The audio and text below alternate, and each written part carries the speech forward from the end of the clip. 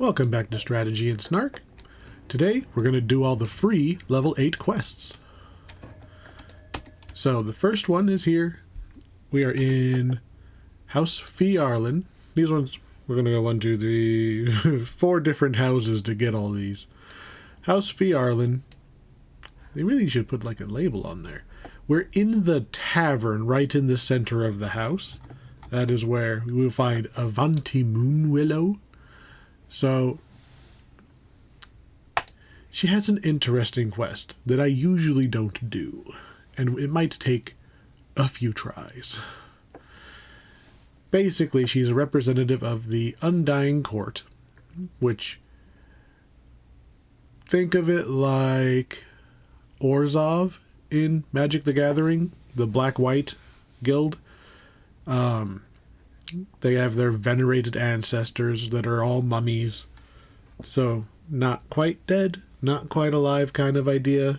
There are some people ransacking their tombs. They want me to go stop them. This would be a perfectly reasonable request, even if it was just stop the people from ransacking my tomb. That's enough right there. What's special about this one is that their ancestors are not all the way dead. It actually makes it a lot harder. So, Odonis Akrim here is going to send us to the Shrouded Vale. Yeah, that's not what it said we were going to at all, right?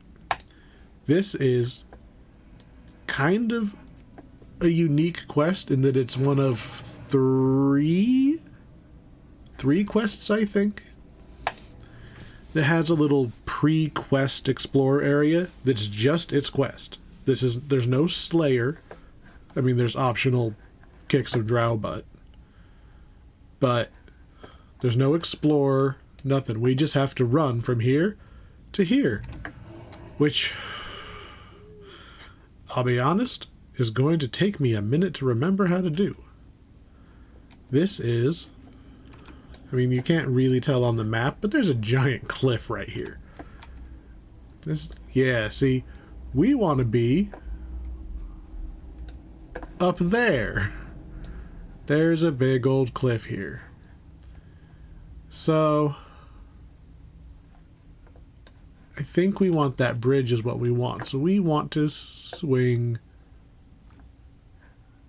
I think we actually want to jump down there, and that's going to take us up and around. Yeah. Not intuitive.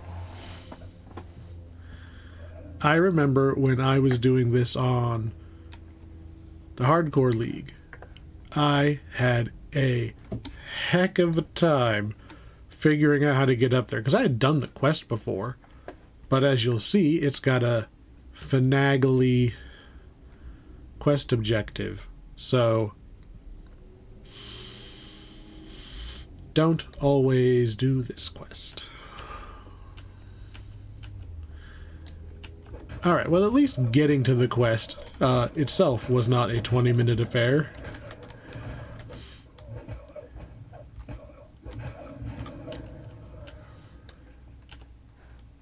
Alright, we're going to head right in that door and then start the quest proper. Do we get XP for just killing 2 more drow? No. We got 200-ish XP for hitting just the guys on the way. It's not terrible, but... Alright. There are a lot of scorpions and roaming guys in this quest.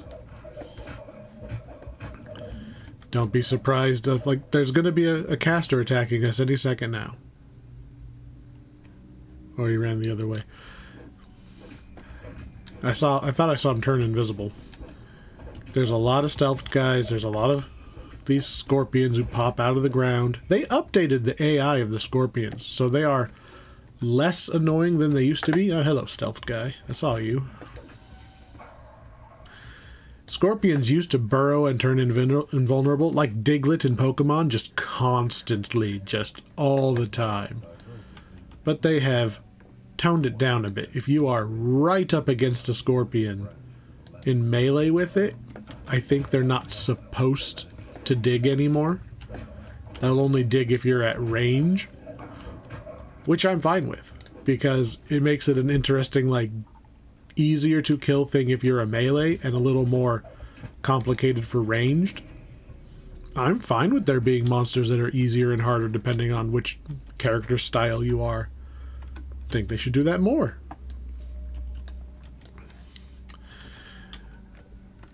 Alright. This is an old quest.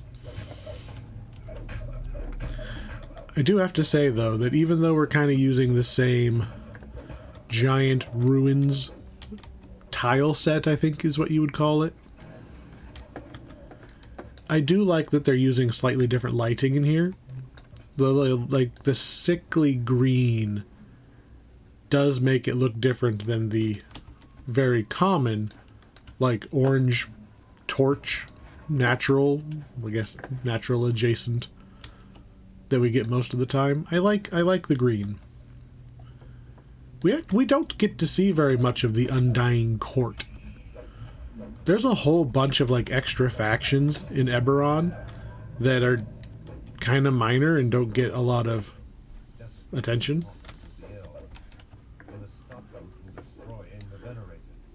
Okay. So here's our first challenge. We cannot kill the actual mummy.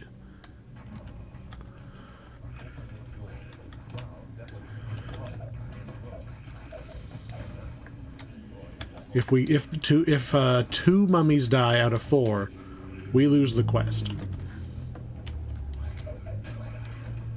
So I have to very carefully only swing my sword when the guy is not even close to us. Because I am a two-handed fighting. Oh, I can switch to my dart. That'll help me snipe this last guy easier. Except I can't do damage to the guy with my dart. Alright, line it up. No, I don't want the mummy between me and him. I want him between me and the mummy. Okay. 1 down. You have 1. You have 1 you can let die. If the second one dies, quest over. You get kicked out, you have to restart. So you'll notice I put my hireling on passive so he doesn't just go Hadouken and just pop the guy in one shot. We do AoE damage with our swings, so we have to be very careful. Once everything in the room is dead, it's no longer hostile, and it should now sit in its room for the rest of the quest. We don't have to worry about that one anymore. We have to do that scary fight. Not scary because we could die, but scary because we could fail the quest. 2 more times. The last, there's a Scaro at... There's 4 fights total. We did 1 of them. The last one is almost impossible for me to save. So you kind of can't fail the first 3, or you lose, because the last one is such a crapshoot to save. It's in a very different room. The first 3, exactly the same setup. We can do exactly what we did before, just kind of stay on the outside of the room. I'm also on normal mode, alright? So, none of the monsters are doing quite the damage they're capable of on Elite. I thought there was going to be a lever in there.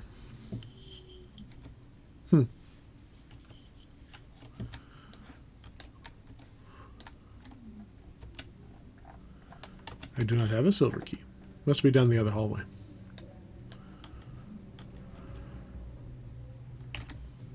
I'm kind of peeking over the doors just to make sure that it's not a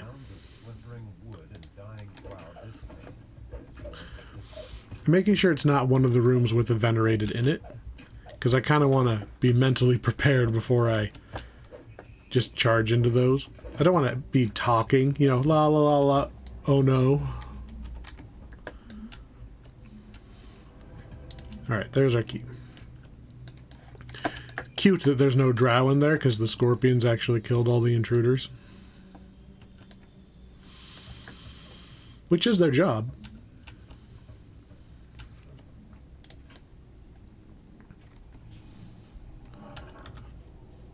Drow man, now with no arms. It bugs me a little bit that enemies so rarely take damage from traps. Like, if the traps are so dangerous that my super beefy paladin takes 30 damage, they should probably just explodify all of the bad guys.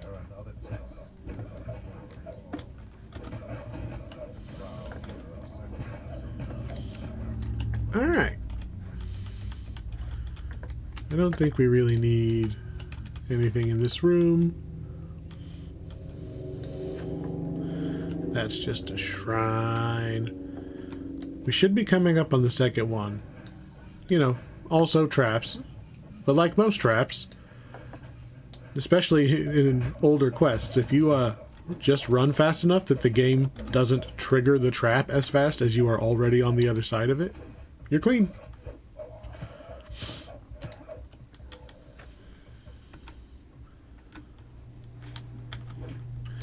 I'm killing the scorpions so we don't end up accidentally in, like, green alert. Especially bad if you go into one of those venerated fights and all of a sudden your movement speed is cut down because there was just enough enemies in that room to push you over into alert. That's not good. Here we go. For the most part, this quest is run around and flip levers. Like, the actual questing part is pretty simple. It's hallways with traps, flip the levers. It's those fights where you have to not kill the very squishy mummy in the fight. That's the tricky one. Especially when you're a paladin and you could just accidentally one-shot it with a stray crit. Yes, normally you can't crit undead, but I think next level, I think when we level up we gain the ability to potentially critical hit undead.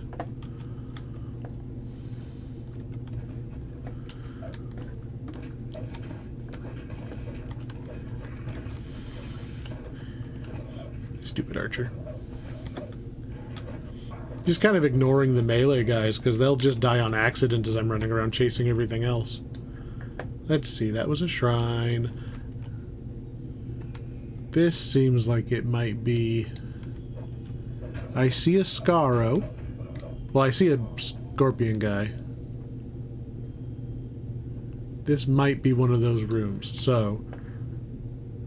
Turn you aggressive so you'll heal me.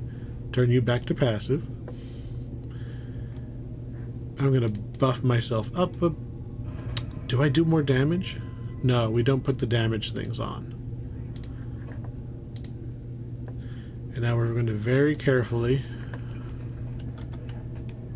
watch for where the mummy is. Okay, the venerated's over there. Scorpion down. Drow priest down. I don't think we have to kill the zombies.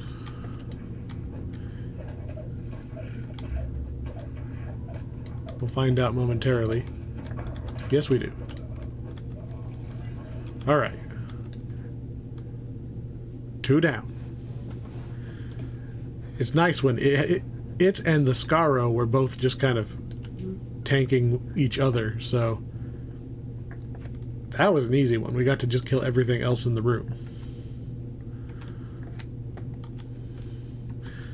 One more of those and we're in the clear. Because you're allowed to let 1 die. So once we've saved 3, it doesn't matter if we succeed against the last one. And I think this is going to be a square right here. Yeah, and I want to say, I think it's over here. Peer around the corner.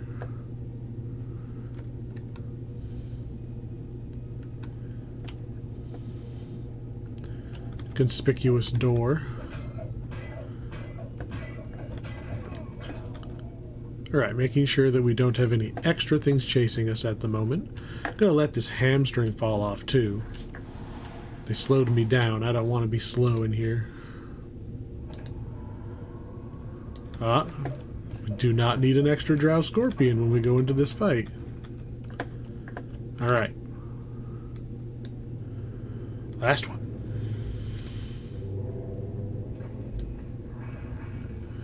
Watch to see where the venerated goes. He's not actively... Oh no, he's coming towards us. I think he's chasing the Scaro. Alright, so I'm letting off the attack button. I think he's chasing something that's attacking me, which is not great. Alright, take a swing at the zombie as we go by. I lost some visibility there. Oh, he killed it. Nice. Alright, well, I'm going to run straight at this drow hunter while I've got an opportunity. What else do we got? Okay, just the big guy that the venerated is chasing around. I missed because that stupid cloud. And I got hit by the constitution damage, really? Alright, he's dead. Here. One more very careful swing. As soon as I'm not too chicken to make the swing. Come on. There we go. Alright. 3 for 3. We are clear to finish the quest. We're gonna try to save the last one, but not a big deal if we don't.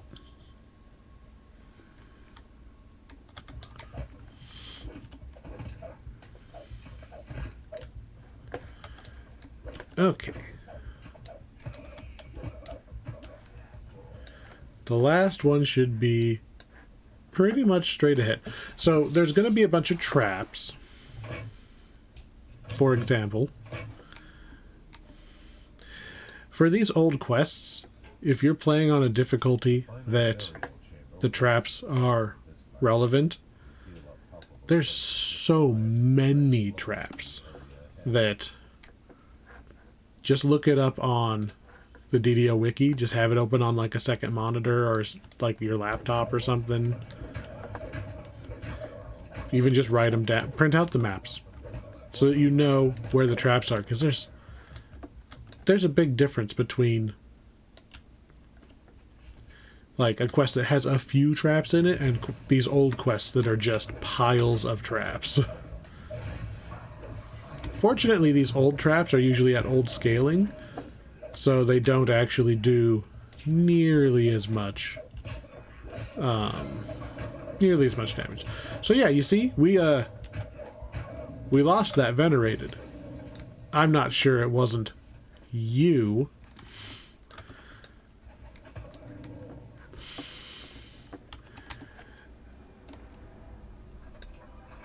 We got one minion left to kill. Minion! Minion! Let's see. Where you at? Hello?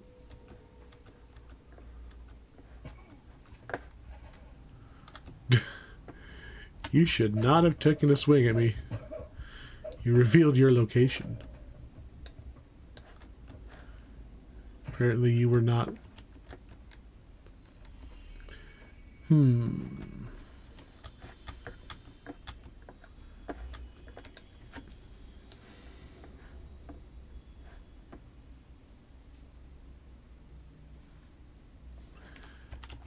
Are there not Are there more?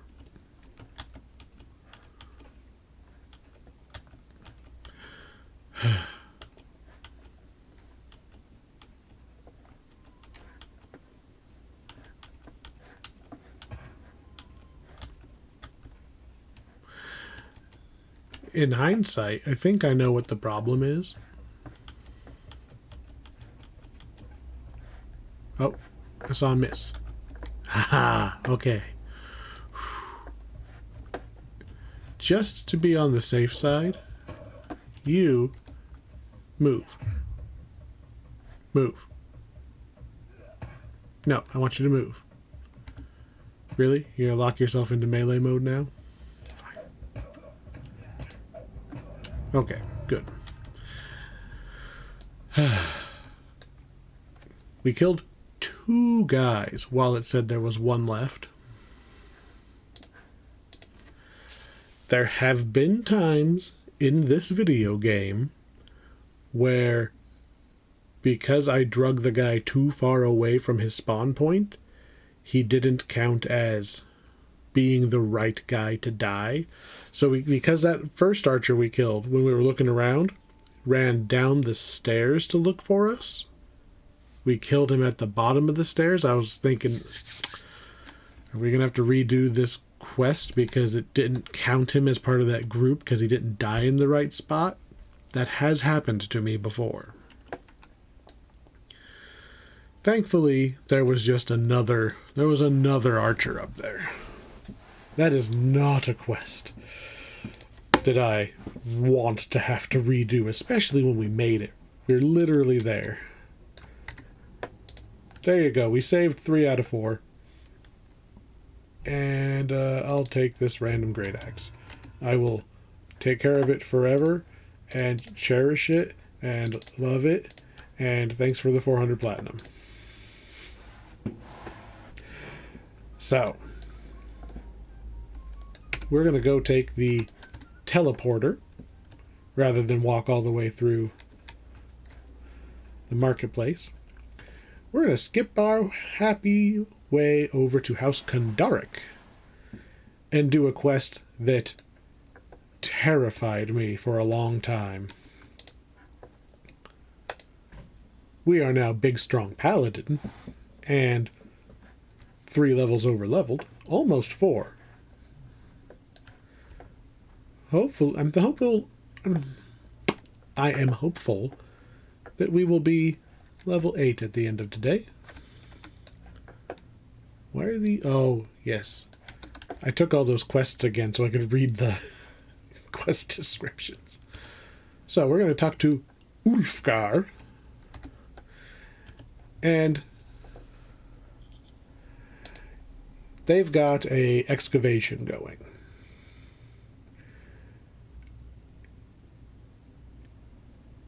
I guess this guy is like a cleric or something.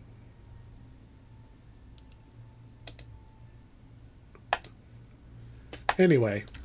Oops. Forgot he is the porter. Don't run anywhere. He sends us to this camp. They've got an excavation going. They just need more. They need some muscle. I'm a big, strong paladin. I'm basically a mercenary. So, yeah. Of course, things immediately go wrong.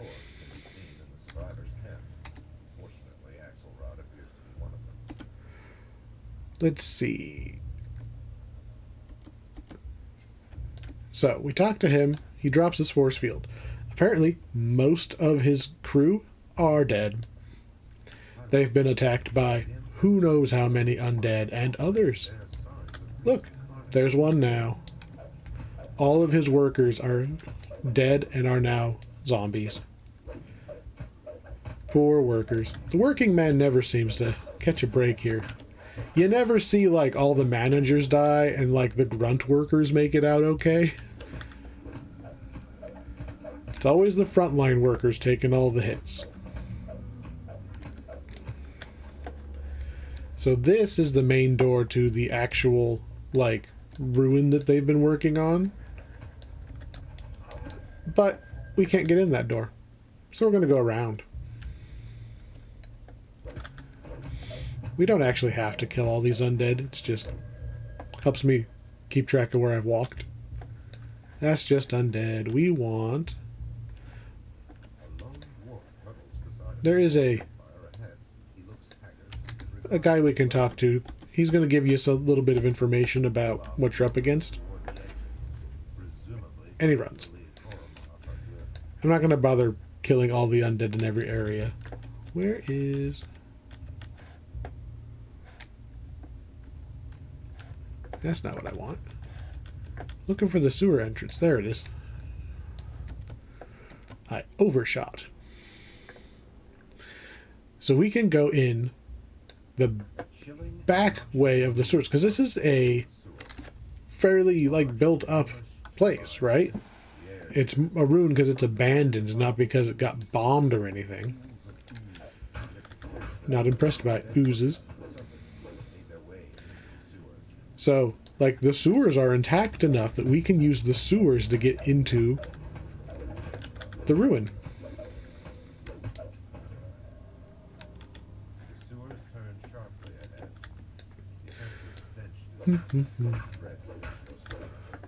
Again, taking advantage of having that crystal weapon, so we don't have to bother switching weapons.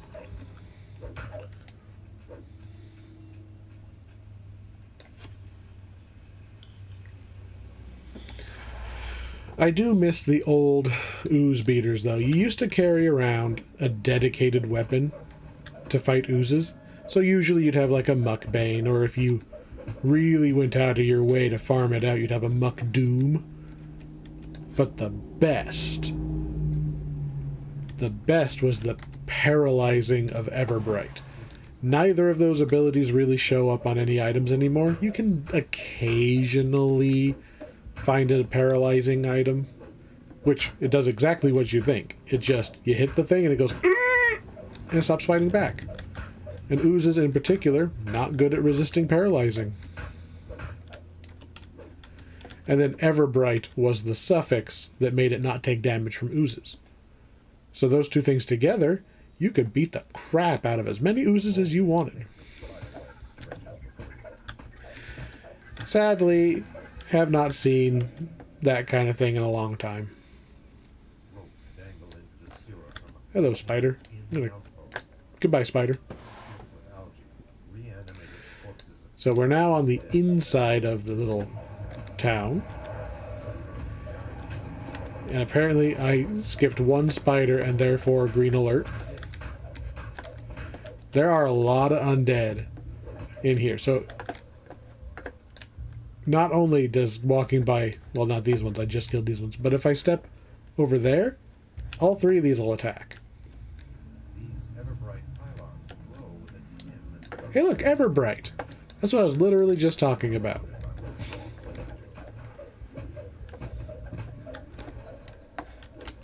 So I believe this is the key.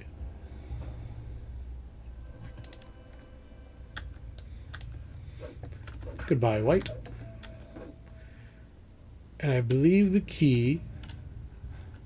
I guess we don't actually need the key. If you open the lever here, there you go. You can walk back to the entrance of the quest if anybody gets separated. Or if you want to use Dimension Door and not have to go through the sewers every time to catch up. Dimension Door, not super useful in this quest, but...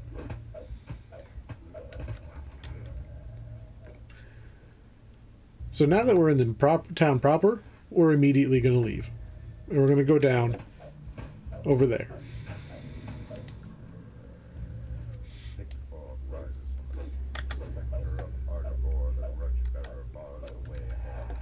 I mean, they say his name as if I'm supposed to know who he is. Money. So we go through this tunnel, and it just automatically pops us out on the other side. This is the main excavation site. Like, obviously that little town thing was not the excavation. This is the excavation. You got your mine shafts. I believe there are 4 of them. So we're going to go clockwise. We're going to go to the up along the top one there. I think there's one there that's not loaded in right now. 3 and 4. Actually, there might even be 5. And the 4th one is just where you end up every time. Regardless, there are usually stealthed bad guys standing around in front of each of these. So just swing your weapon a few times so you don't end up with either they attack you when you pop out the other side or green alert. We need to go down all 4 of these paths. It does not matter what order you go in, and each of them has a different little religious task you must perform in order to open the final door. There's also an extra, like, I think it's a note that you can find in every area. Sometimes they're, like, literally underneath a box, so you have to smash things. They're not random. I just don't always remember where they are. Note? No. They're just XP. And they give you a little more of the feelings of the other characters that were in here. Usually it's people going crazy, stuff like that. Here's a flesh render. They have some pretty nasty critical rate. And we have some black bones. Be careful, they are immune to fire. So if you're a fire mage, you all of a sudden might have found yourself a roadblock. Oh, here we go. Discovery of the Codex. So the journal of...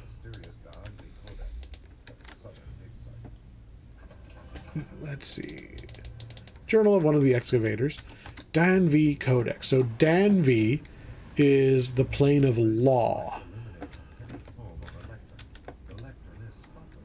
So Codex of Danvi. It's basically imagine a magical Bible that's very present enforces law. Like following the rules is compulsory within a certain radius of it. And we just leave it there. We're a paladin. We should totally just take that thing with us. So we read a passage from the book, and it has increased the power of the good in the area, helping fight back the evil influences. This right here is the boss arena. We're doing these, we're going down each of the 4 ways in order to open that door to kill all of this.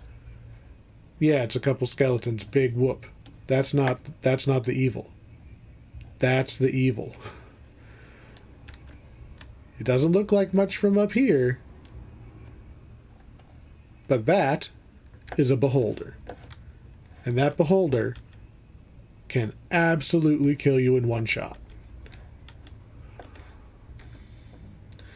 So whenever we do one of these things, when we do the 4th one, we flip the lever, it opens the door.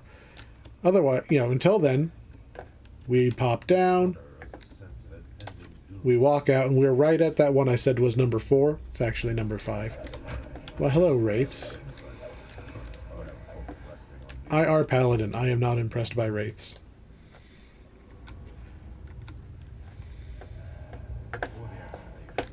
Ah, yes. More wraiths, because I walked by one of the other things.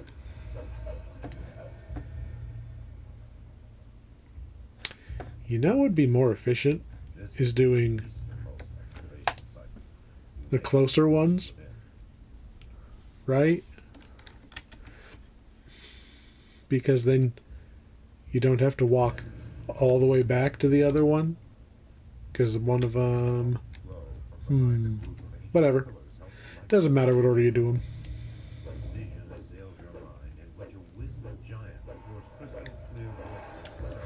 Come on, wraiths. Finish spawning in so I can hit you. Now, remember I'm a paladin, and I have one of these early abilities here. Gives me the ability to punch ghosts. Yeah, so level 6 paladin, Knight of the Chalice. That core ability gives me the ability to hit ghosts. Normally they'd have a 50-50 chance of dodging your attack. Let's see. Re-deadify all of the undead. I want to say... I'm doing these out of the order I normally do them, but I want to say... Here you go. Uncovering the altar. There's your journal entry for this side. I don't know why you're getting these visions. I think they just wanted to make it a little more creepy. But we take out another flesh render, and we need to purify all of these befouled urns to, again, increase the overall goodness in the area. You can tell the hirelings to grab some of them. Their success rate is... Hey, you got that one. How about you go get that one? There's going to be some more undead here for me to punch.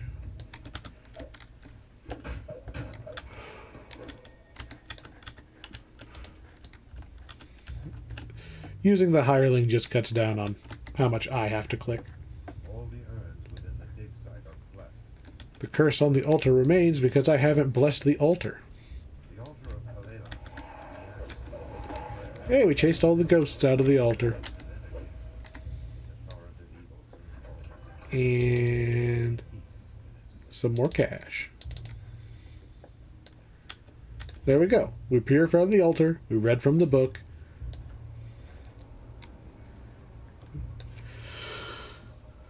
Two more things to do.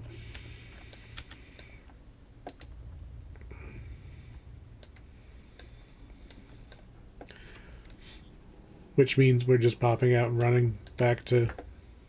You could backtrack the way you came, but it's easier to go overland. Kill the stealthed enemies.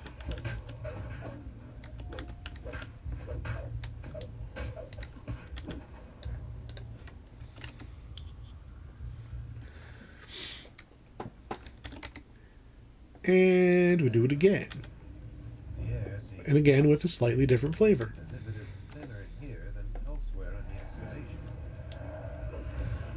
The ghost will catch up to me. Let's see. The mirror is the prison.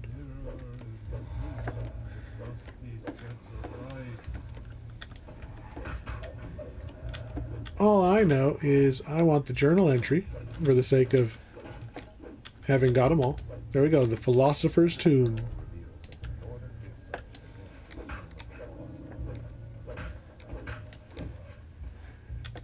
Tomb of the Philosopher is an interesting concept by itself.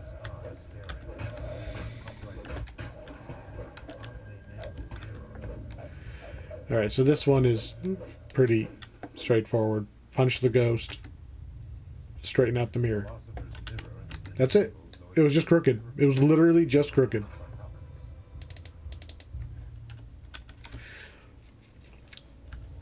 It's an interesting philosophical question whether a philosopher would want a tomb. Because they would say, well, I guess, someone like the ancient Greek ones, like Aristotle, Socrates, they would probably look down on the idea of their tomb as being something to, you know, not even worship, just keep up. They would want their works. You know, a library is something that a philosopher would want, not a tomb.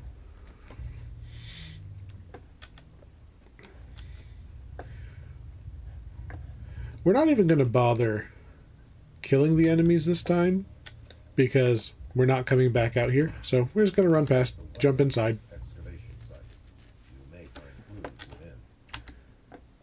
Let's see, which is the thing that I haven't done? Ah, the torches. So this time we're going to light some torches. This one gave me a lot of trouble back in the day, back before the power creep and all that.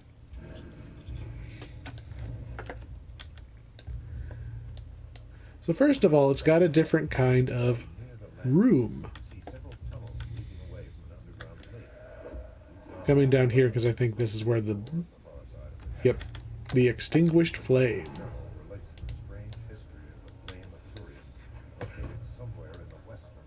So there's sometimes a named guy right here. Yep, right here. Take out even more casters.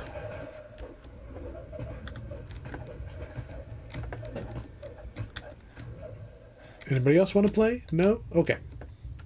There is another optional, if you are so inclined. There's actually an underwater tunnel. They'll lead you to a optional fight in another treasure chest.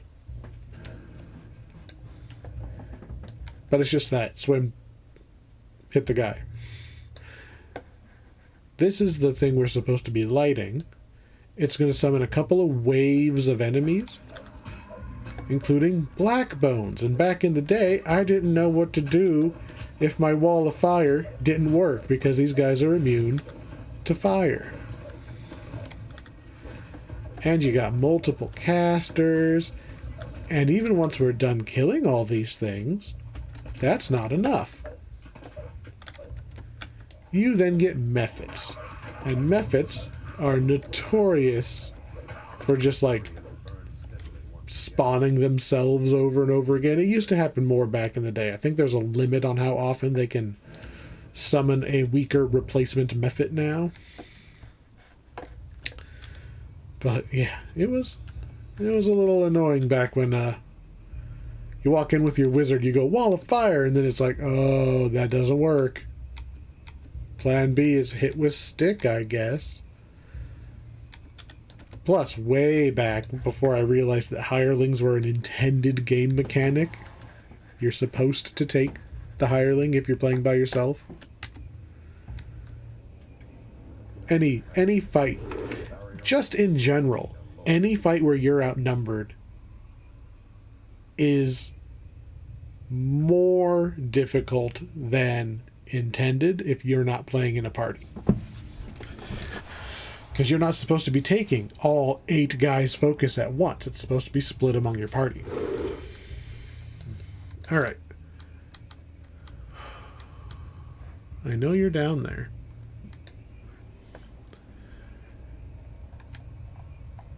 There's not a whole lot of point in buffing, because this is our first beholder. What makes a beholder scary? Whatever direction he's looking, he can dispel all magic. So, whatever buffs I cast, gone. He has multiple eye rays.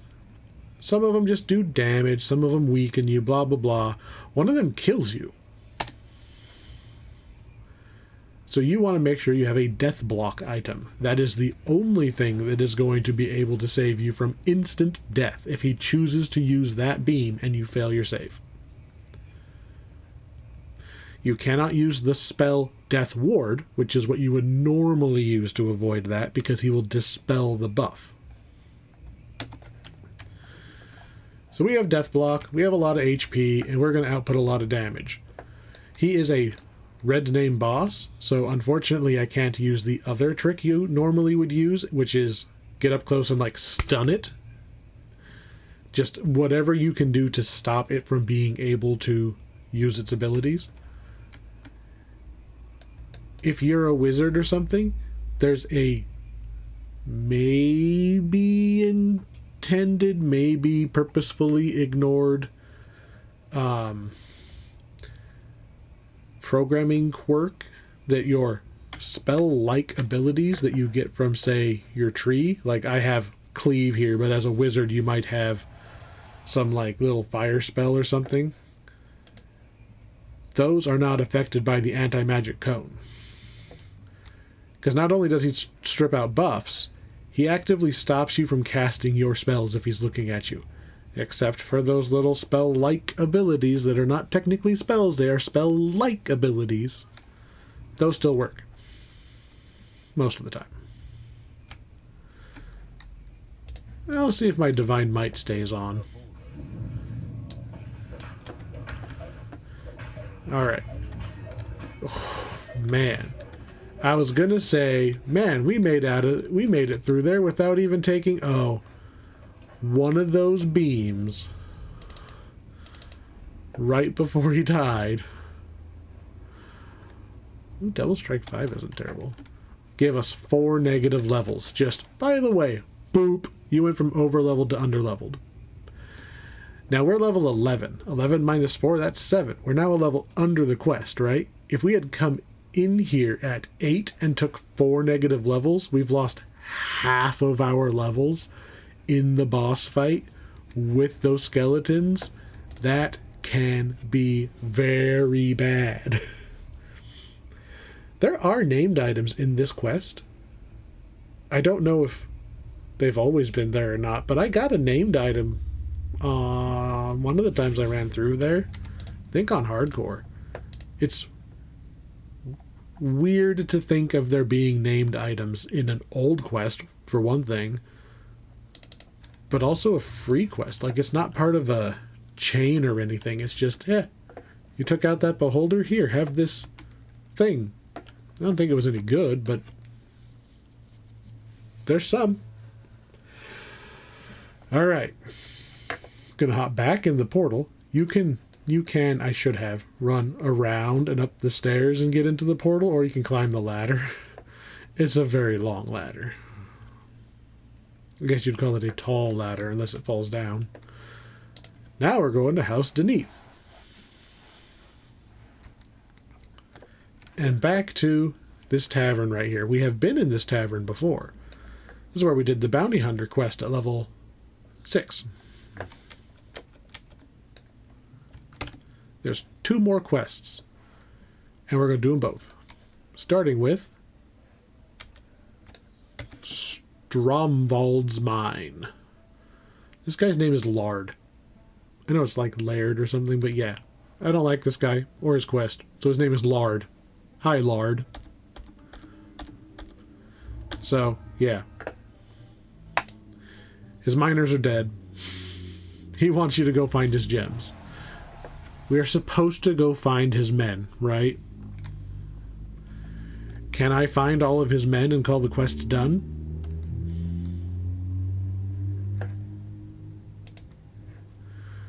He wants all his gems back, too.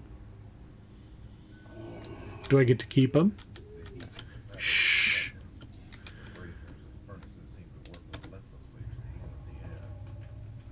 Alright, so we're going to put up fire resist. Put up fire resist. This is very obviously a hot area. And there's going to be some fire traps. What we are here for, which I don't think there's any in the first room, we are literally looking for the engineers. We want to go that way, but we have to hit a lever before we can actually progress that way. So we're going to go find a lever. Look, there's one. And a scorpion. And a rust monster. Oh, look. More rust monsters. Rust monsters are kind of rare. There's a couple quests that they throw them in, but it's kind of rare. My strength is too low. How about you? The cleric hireling has more than 18 strength. So this is an optional room. You know it's optional because it had a stat requirement to enter. If you open this chest and take the stuff out, all of the... Did that say astute? Oh, 3, damn it. Now the earth elementals pop up and attack you. And I thought there was one of the gems we're supposed to recover in here. Guess not.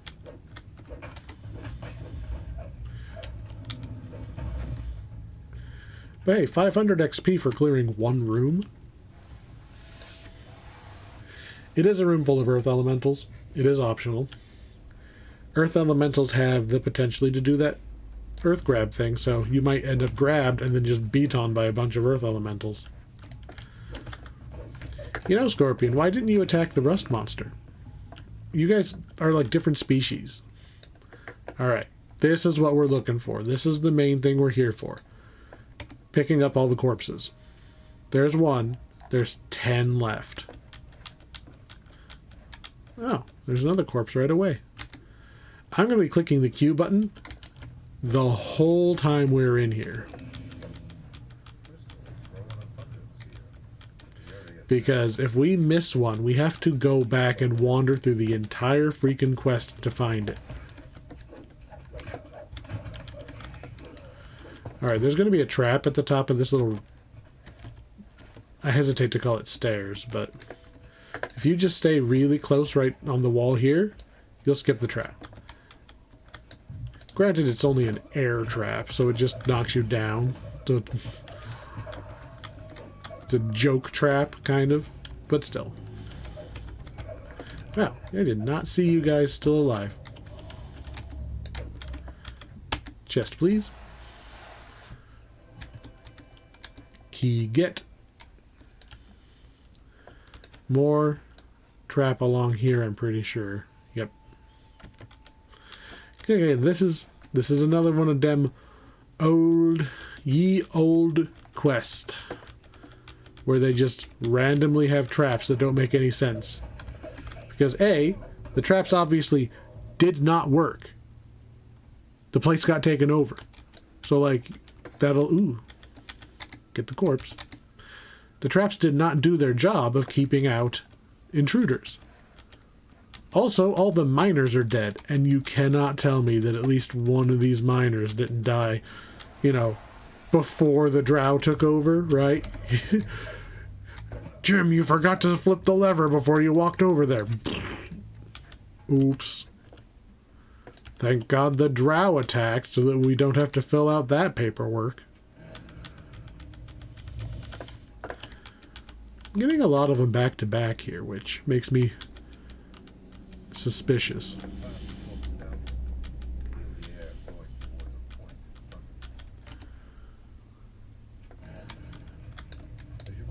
Okay. If you have ranged attacks, you can actually take quite a bit of this room out from up here. You have the height advantage for once. Sneaky corpse. Whoa, 2 corpses. We are legitimately getting these way, way close together.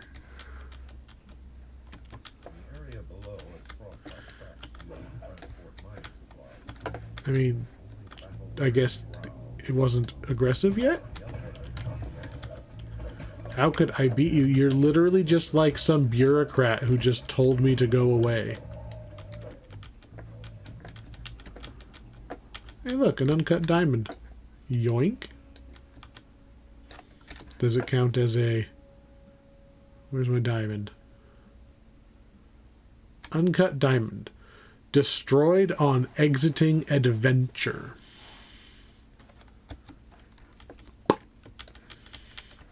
You can run around and collect the rare gems. They're worth a little bit of extra XP. Thankfully, I am not as much of a completionist as I used to be, because I used to run around for way too long trying to get all of them. Alright, we're still looking for corpses, because they can spawn on these little like mini ledges on your way down.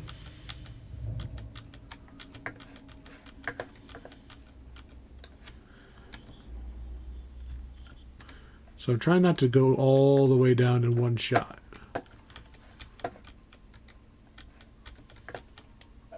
Get out of here, barrel. Nope. No guys here. Okay, apparently that's not wide enough for me to go down.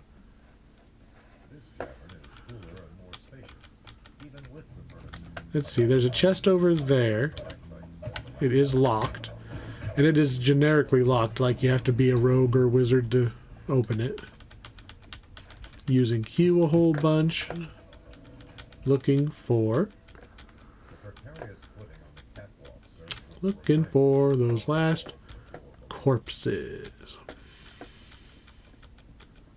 Oh, there's a corpse right there. I'm gonna keep. This one is so like this is a fire trap right here. It's so close to that fire trap. It's like, was that really the drow?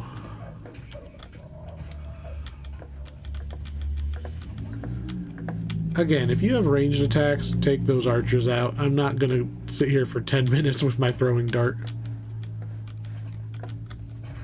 Hello, named archer. Goodbye, named archer. You had a name. I have taken it. And now no one will remember it. Levers. See, we got so many so fast, and now I'm like, we're cutting close to the end of the quest.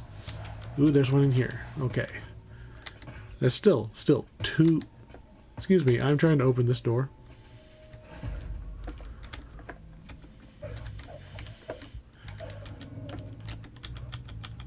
Oh, look, an uncut diamond. And an uncut amber. Lever should open that down there, and it does. Need 2 more. 2 more. I don't detect any using Q to select items. Hope I didn't miss them.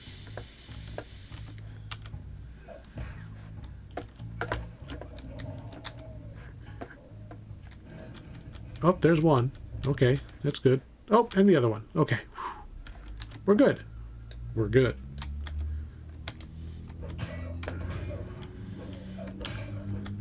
So now we need to find... Oh, I still have to click the button on the last corpse. Hello, Drow Priest. Goodbye, boss. This is a boss in a very loose sense. It's just a slightly stronger version of an existing enemy. And door open, and we found the one survivor, which, hey, I found one.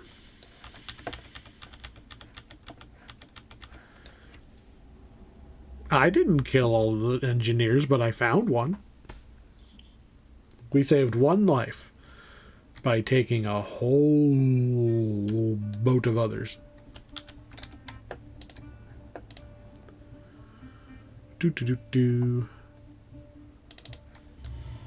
Alright, now we're going to talk to Alciana.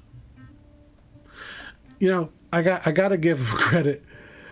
I don't usually look, right? But just in this tavern, right?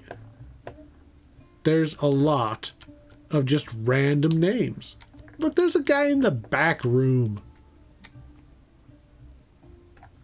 I didn't even know there was a back room and these guys have names. Like, that's some world building. Somebody went and actually populated these taverns. Admiral Storm.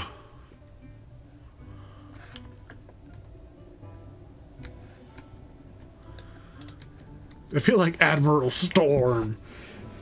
That's a name that's kind of wasted on being in the back room. So, Stormcleave Outpost. They need some help. It's just kind of another mercenary kind of idea. Oh, I finally ran out of that hireling. Time to get the new one. Hello, Outpost Guard. So this is a big quest. Like, I can move... This map's going to be big. So, we're going to go check in at the outpost, which in itself is a little bit of a walk full of enemies to fight.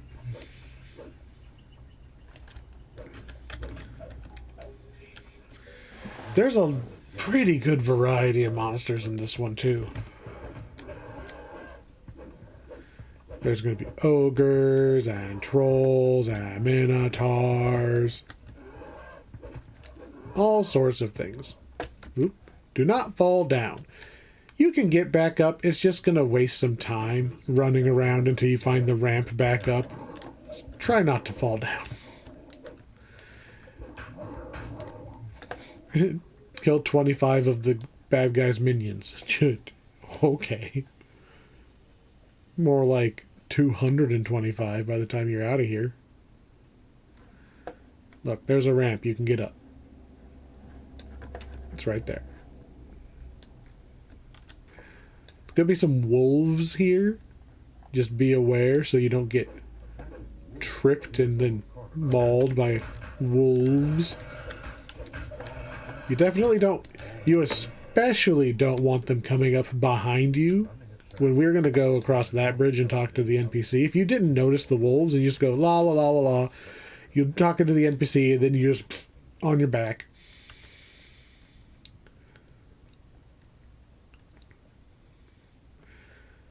So, we're supposed to talk to the gate warden. I bet you the gate warden was over there. So this is the actual outpost here. We were not supposed to come here until the end. So we're going to end the quest by checking in with the commander. There is a bonus here that you can talk to one of these two. I think it's her. And this gate opens up. And a bunch of like...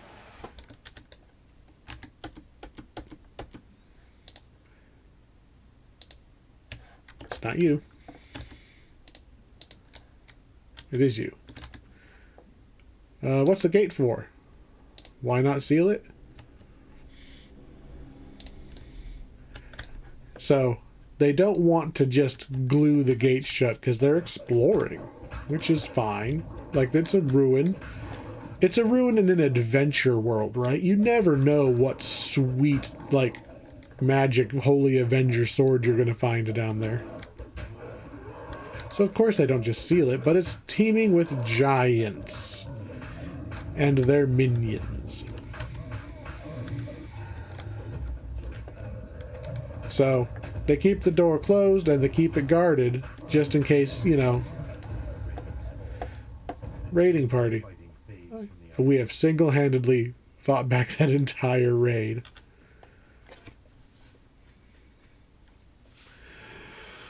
Alright. That's where we end the quest. I got a little ahead of myself. They have a big magical barrier preventing anybody from running into the deeper part of this valley. We talked to the gate warden. Open it up. I'm ready to go. So, we need to kill all of the generals. And we need to open the way to the magically enchanted super boss. He's kind of like a giant warlock, basically. He's powered himself up with the 4 elements. And you can, these days, just run up and kill him because you're stronger than he is. Back in the day, you had to go out of your way to deactivate his powers. That's the intended way to beat him, is you turn off his powers. You cut him off from his power supply and he's just a fire giant. So, just to open the way to him, we need to flip these levers and kill all the mephits. Every time you kill a mephit, the little meter goes up. Now it's lit.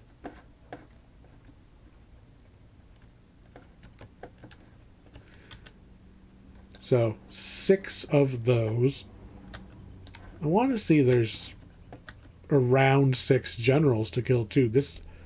You cover quite a bit of ground here.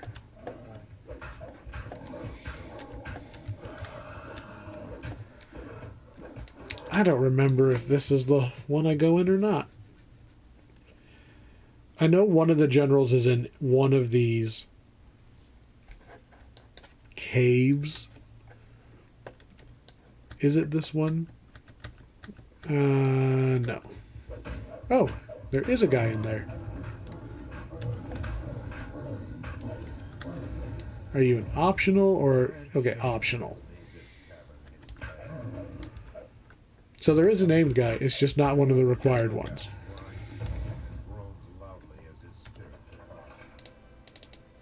Sabotaging ring.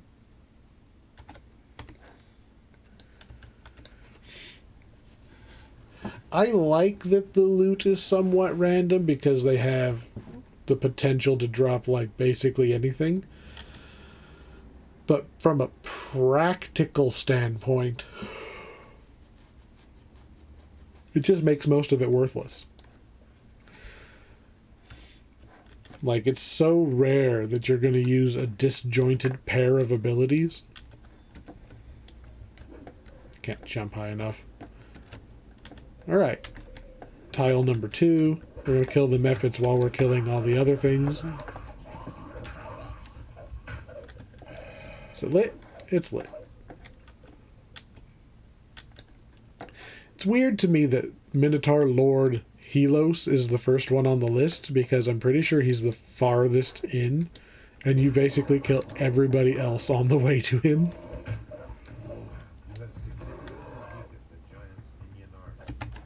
Can I trip you? No, of course not.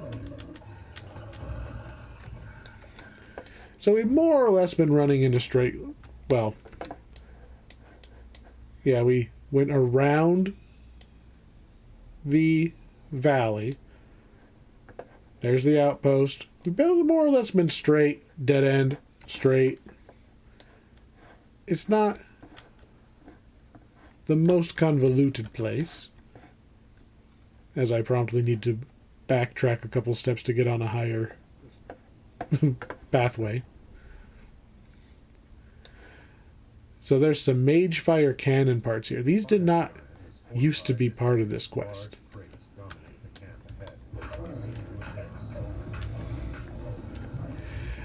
I think it was back when Three Barrel Cove was introduced, and the idea of the mage fire cannons was bigger, that they added these crates as a little flavor thing. Pretty sure they were, at least they were not called mage fire cannon parts. They were just crates, if they were here at all. Yeah, take that, crates.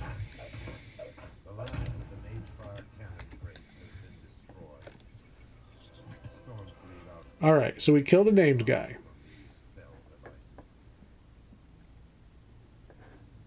We killed what they... Yeah. Whenever you kill a named guy, you can pick up their shard. Oh, there's another tower. What the shards do is they let you walk into the elemental areas to disable the final boss's elemental powers. Without the shards, you can't get in the room to handle it. Okay, it's lit. Hello, Giants. Did you want to play too?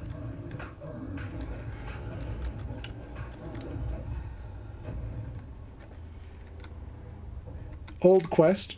Power creep is definitely a thing. So, you can pick up the supplies and take them back. They are 75 pounds each. And there are 11 of them. There's a very good chance that your character cannot carry all of them without being encumbered. But it is an optional thing you can do. Just like you could pick the lock on that chest. So, continuing just forward. There is a side path in this quest to keep an eye out for. Well, it's sort of side. There's a few harder to see ways that are the forward way. One of which is coming up right after this pillar.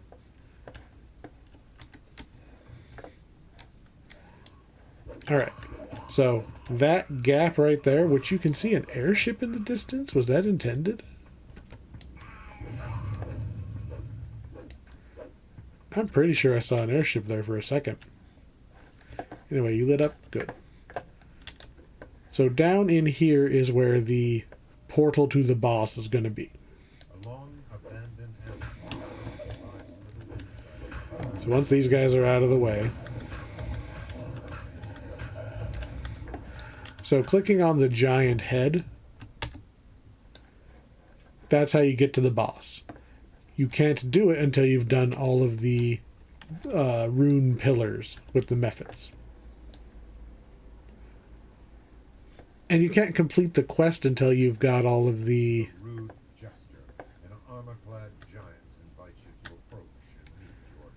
So, if you're just running, you might not notice, la la la la la, look, the path goes this way, right? There's a side crack in the door over here, crack in the wall, to fight one of these required named guys.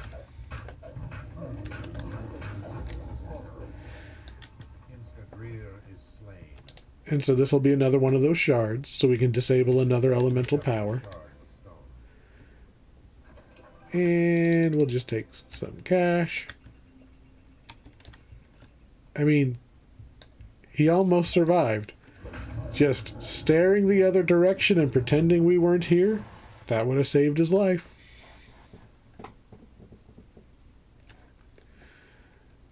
Alright, around the corner. Another rune pillar. Again, trolls used to be more dangerous. We can out-damage their regeneration by such a ridiculous degree now.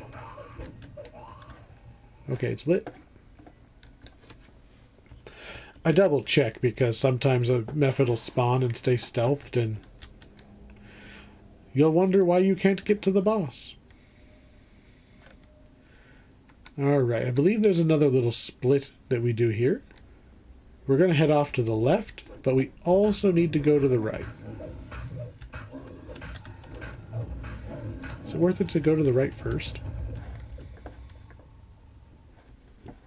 Doesn't matter which way you go. We have to turn around and go back to the giant head anyway. But another one of these little crack in the wall scenarios that you weave your way through here.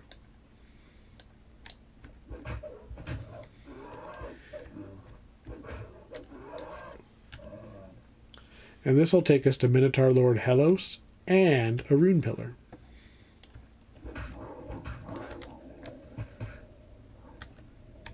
Hello. At the back of the camp, you spy a large Squishy squish. And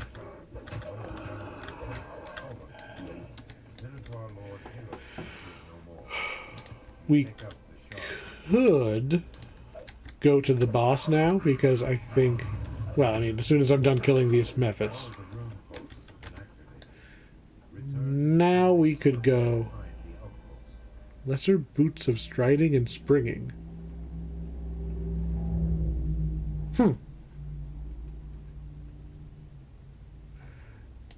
Very old school named item. And note it's bind to character on equip. So whatever character you equip these on, you can no longer trade them even to your own characters. They haven't done that as much anymore. They kind of save that for like the raid items. Most of the time things are bound to account. Bound to account is much better.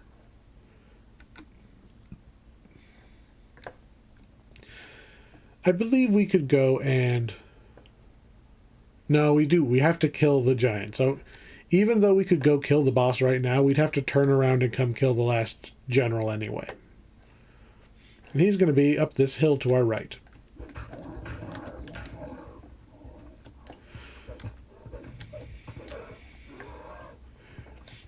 Kobolds. We haven't seen kobolds in a while. And no one will ever miss them.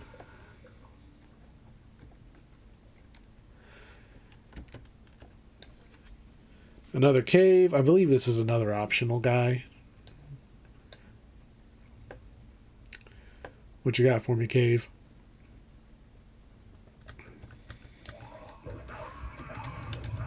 besides more methods.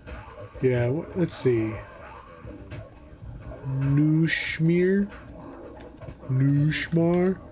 Man, he died before I could even figure his name out.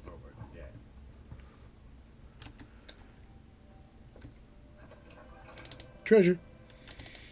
Not that I'm taking any of this treasure, but you never know when you're going to find something rare. There is a chance, a low chance, but there is a chance in every treasure chest that you might find a tome. One of those things that just permanently increases one of your stats. There's a chance. A low chance. Ridiculously rare chance. Like less than 1 a year chance. So there's the last of the generals standing by this mysterious portal, right? And he's basically going, yeah, come here.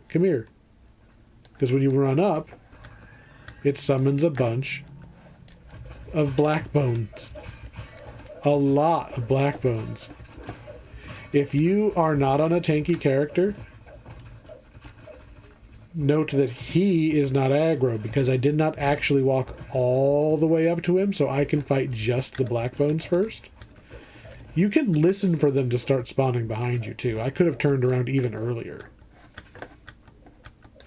Alternately, run all the way up and then behind the pillar, because most of these guys are archers, which means that they will not chase you.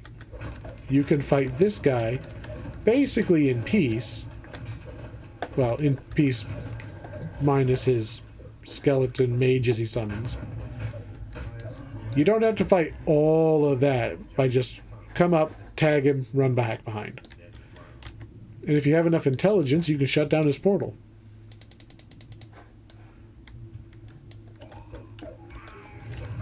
Which doesn't do anything, just for the record. It's just the right thing to do.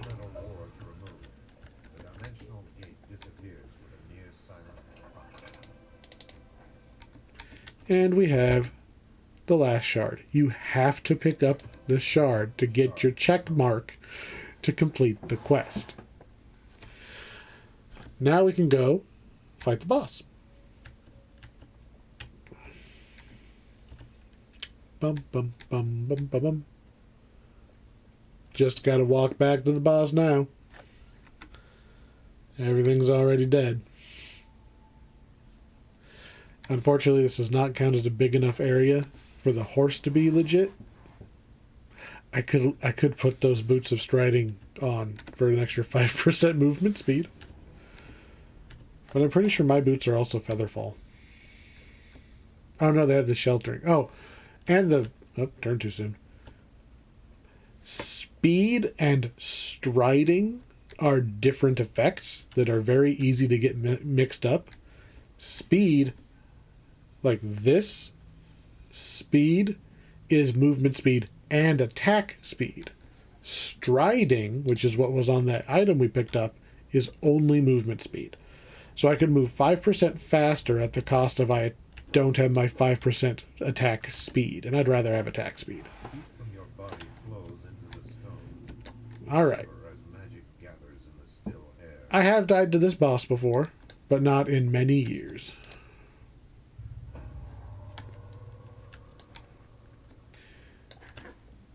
Just to be on the safe side, we can throw up our resistances, but it's really not going to matter. I'll show you how you are supposed to do it. Especially if you're on normal mode, you could probably just go insert your sword into his face. You'll probably kill him because we are inherently so much stronger. So, first thing we're going to do, aggro the first couple giants and run around the corner. They'll run to me so that I can kill them in peace. Same thing with the second two. Especially if you only get just close enough for them to see you. To see you. The giant in the center of this room could only be Come on. General.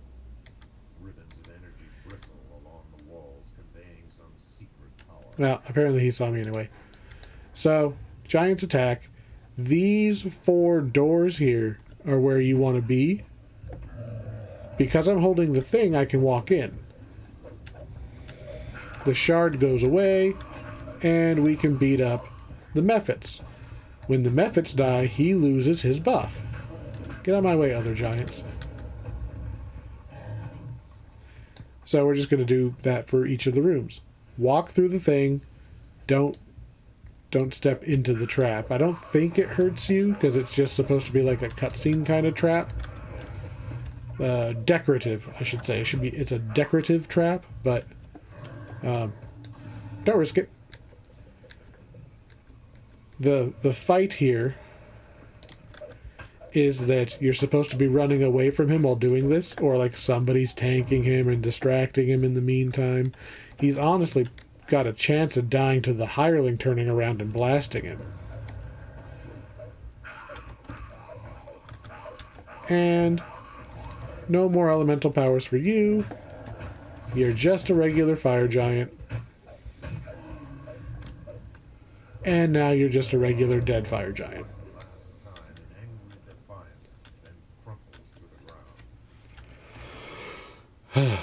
And now, the worst part of the quest.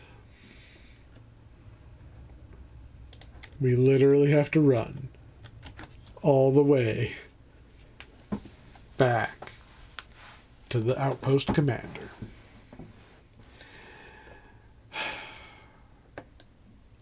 If you've got a party, you maybe just leave somebody there. So you just designate somebody to be like, hey, you, go to the bathroom, and when you come back, high five this guy so nobody has to actually run all the way back.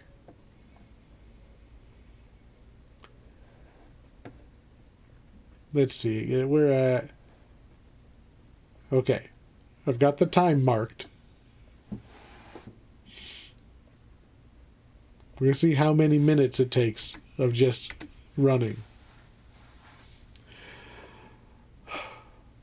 Sometimes I don't even go back to pick up my quest rewards because it's too far away from the quest entrance and I don't care. It's just so, it's so far.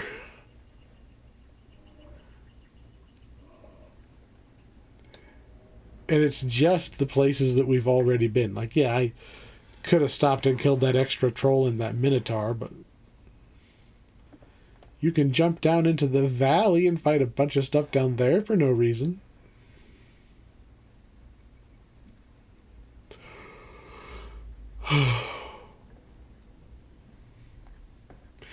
Yes, this also means that if you do pick up the supplies, you can turn them in at the same time.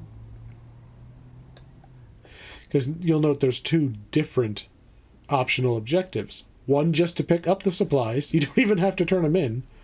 Just pick them up. And then there's the second one to actually turn them in.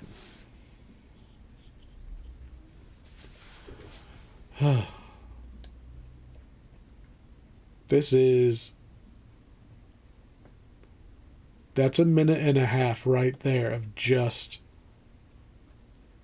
walking.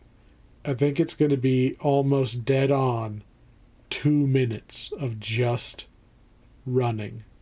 Just to get back to high five this guy and finish the quest.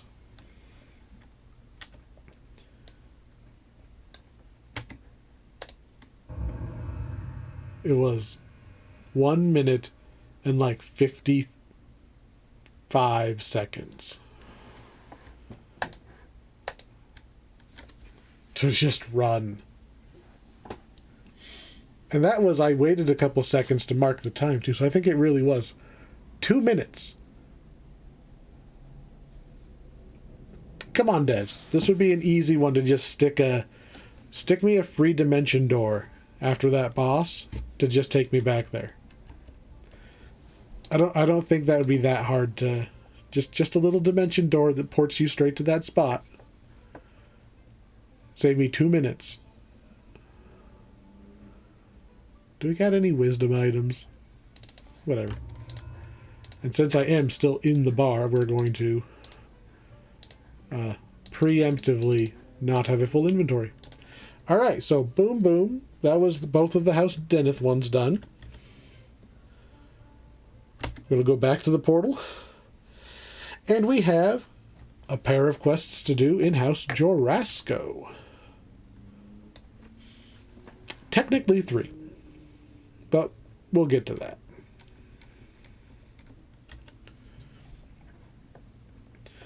Conveniently placed teleporter. Poof to Jorasco. And we're going to head to this tavern right here. The Drowning Sorrows. We've been there before. That's where Mira,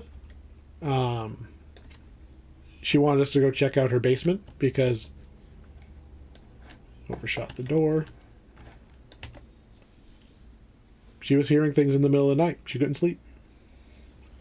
So what we're going to do, let's go talk to Minos Zucane. Okay. So, big scary necromancer. This is his apprentice.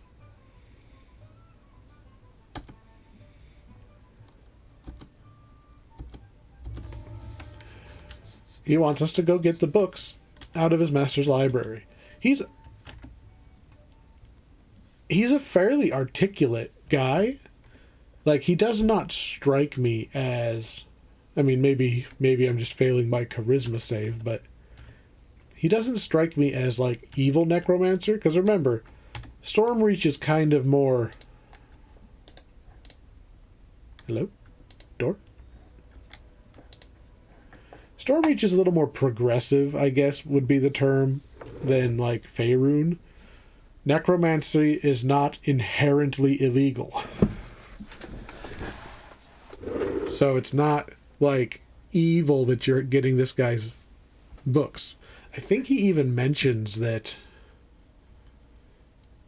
he knows how to handle the books, as opposed to just leaving them for some other random adventurer to kick this door in and just find them on accident and sell them because they're just books. He doesn't want books. He wants swords.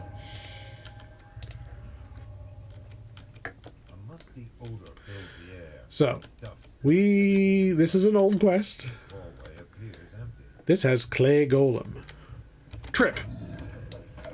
For a second there, I thought I got him. Hey, good. Okay. Thank you, hireling. What I was going to point out, Clay Golem, they can curse you so that you can't be healed anymore. Although I think it's reduced healing. I think they got rid of the 0 healing. So if you can't remove curse, you're going to have a little harder time in here. There's only a couple of those golems, though. I want to say there's only 2. But hey, if you're not prepared for all of a sudden you can't heal, 1 out of 3 done already.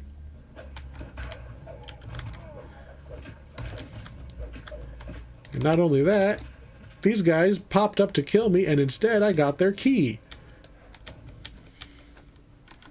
First floor done. The rest of it's not going to be that easy. I do like how they use the... This is basically the Stormreach house tile set, but it's all covered in spider webs and purple lighting and stuff.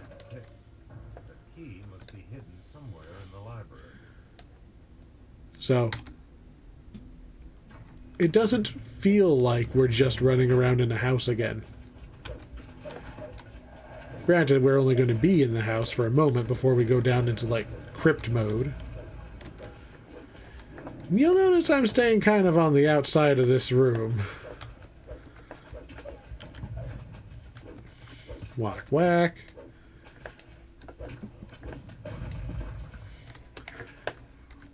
That looks dangerous. If you're up here, you can use your ranged weapons and take out those 2 casters down there. basically for free. I'm going to kick this one in the head.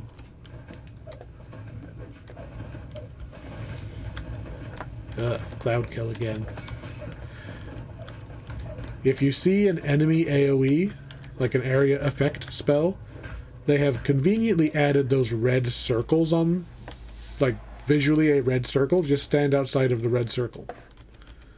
That did not used to be an option. Alright, I cannot pick locks, so we're going to go look for the next key. I want to say one of these otherwise required looking doors, you can actually pick the lock and just skip that whole section of the quest. Because the other two books or the other two tomes we're after are still below us. There isn't one on this floor.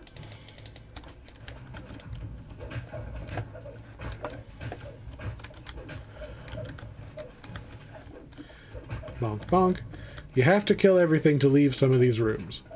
And I don't remember which one the key is in, so...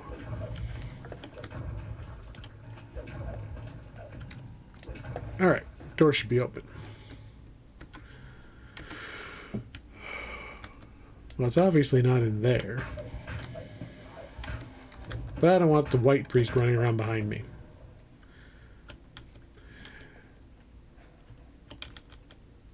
There is a chest over here. Are you the key, or are you just another kill everything to escape the room?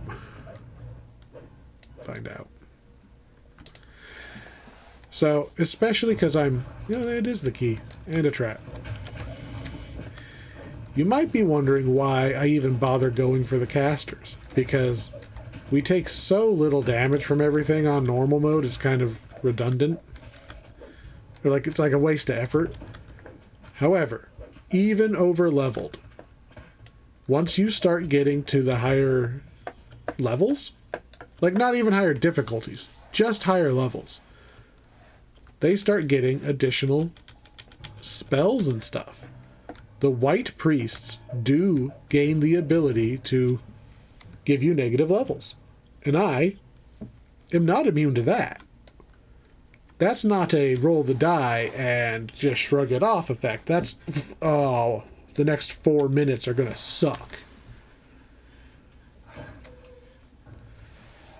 Alright. I want to say we're coming up on a puzzle.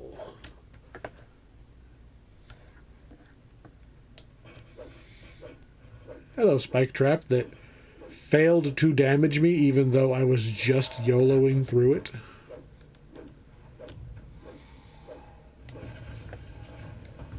I think we actually want to go down.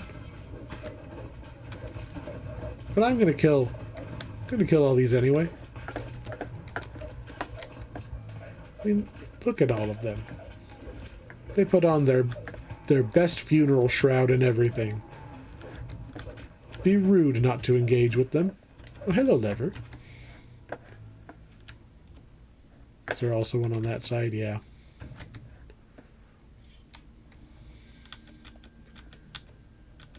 Yep, just an optional. I would like to fight Spectre, please.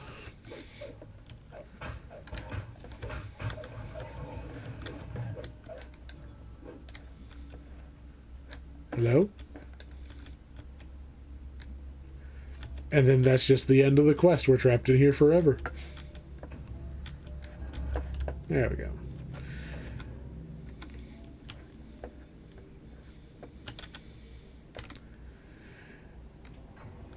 I know I said that, like, necromancy is not explicitly evil, but I think at the point that you have this many whites, these aren't just rats, right?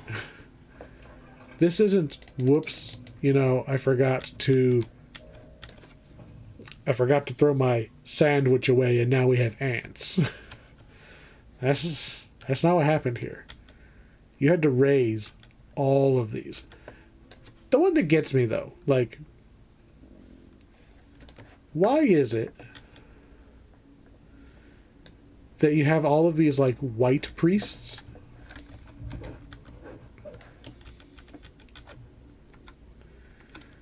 white priests should be... Hello. Interesting. I don't know if I've ever run over here. The correct answer when you get to the stairs is to just go all the way down. Because I think there's a puzzle down here. Yep, there it is. Note that you can't get all the way back up because some of these stairwells are broken, like right there. So I was just kind of exploring a little bit. There's, as is somewhat common back in the old days, there was more quests that you were just not required to run around in.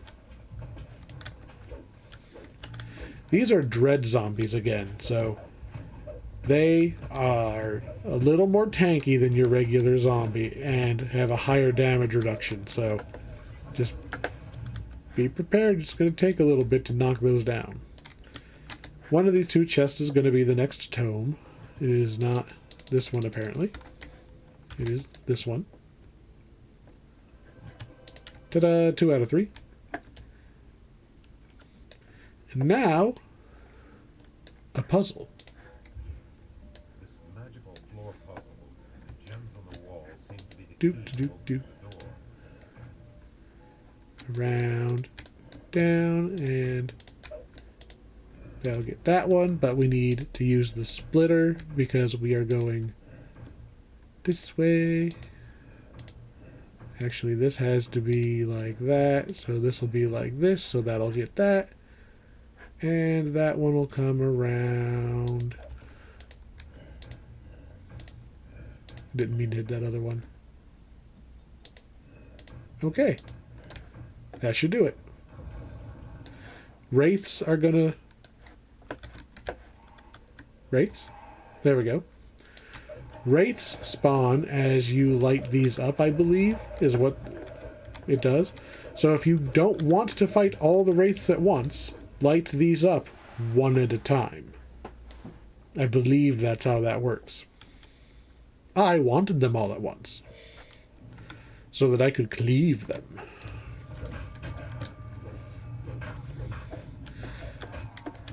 That's a rest shrine if I... Yep, that's a rest shrine right there. And we're almost to the end of this quest.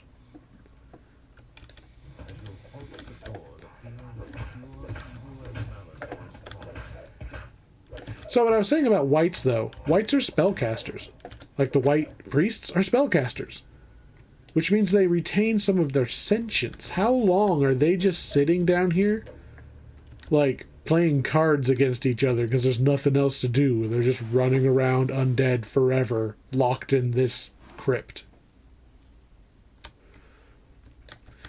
So the boss is over here somewhere.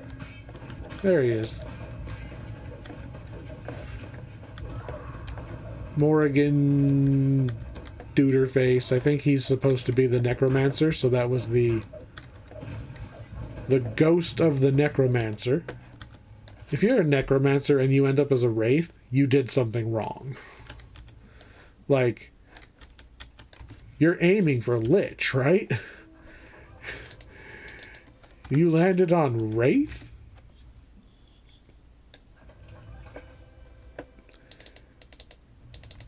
Literally the laughingstock of all the undead necromancers.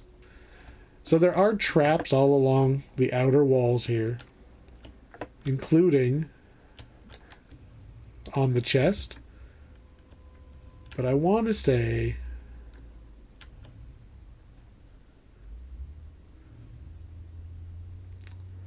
there is a way... I was going to say, are you not going to do any damage? I want to say there's a way you can get at it. Yeah, just... Duh. Walk at it from the side. If the trap is over here, because some of these old quests, the traps move a little bit. If the trap is here, do what I initially did and walk around over to it. If it's right over the trap, just sideways, good enough.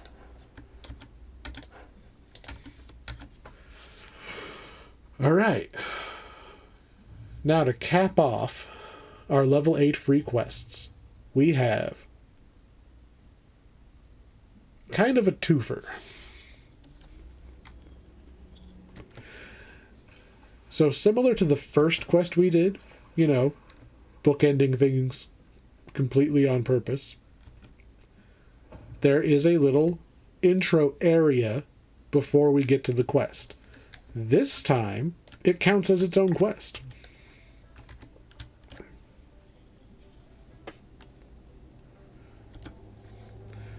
None of that looks good.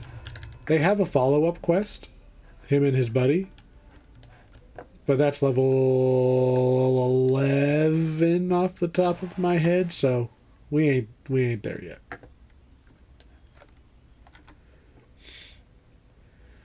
We now venture to the Xorian Cipher. It's got, let's see, what's the first little piece of quest is called The Path to Madness.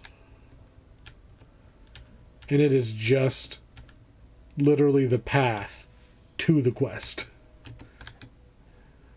So, this guy was a gatekeeper, well, wannabe gatekeeper, before the gatekeepers were even in Stormreach. Like, they were added relatively recently.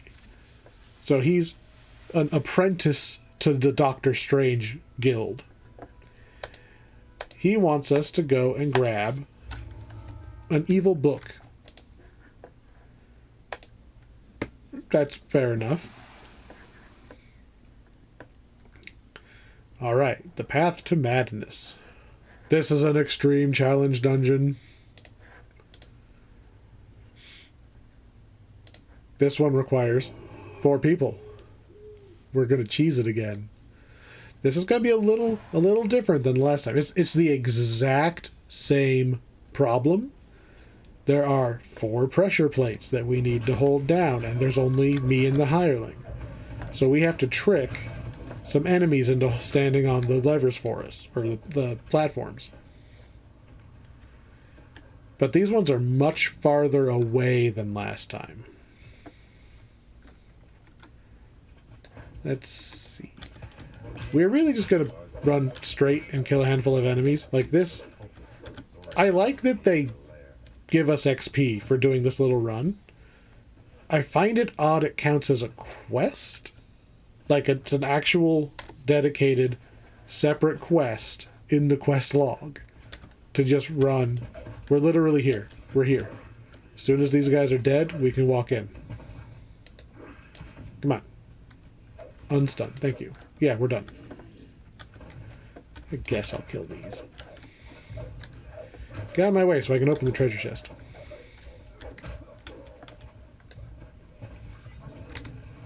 I mean, that was it. We just ran through a little bit of forest. Just kind of a weird old thing. Use this thing, we get our 1000 XP. And now we can actually enter the Xorian Cipher.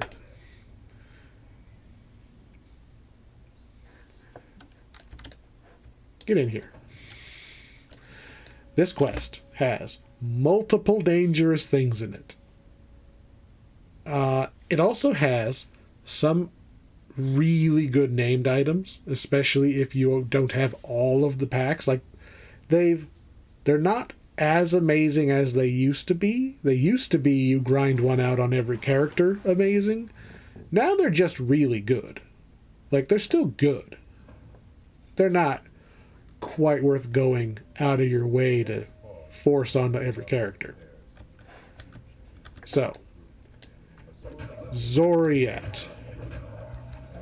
You know, Xorian Cipher. Xoriat is the plane of madness.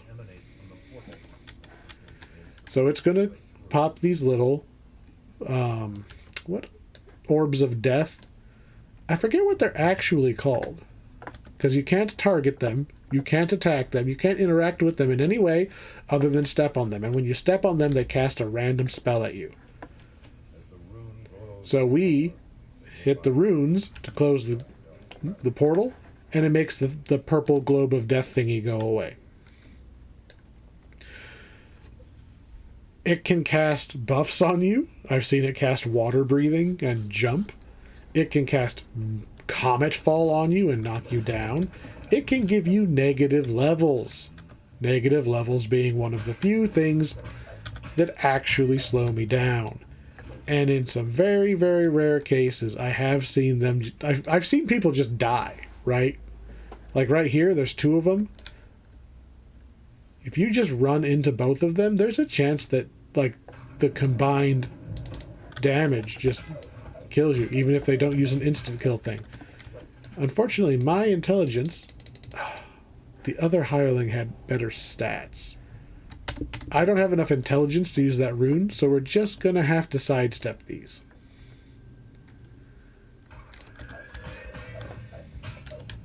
No. Obviously, that was the thing. I got too close to it.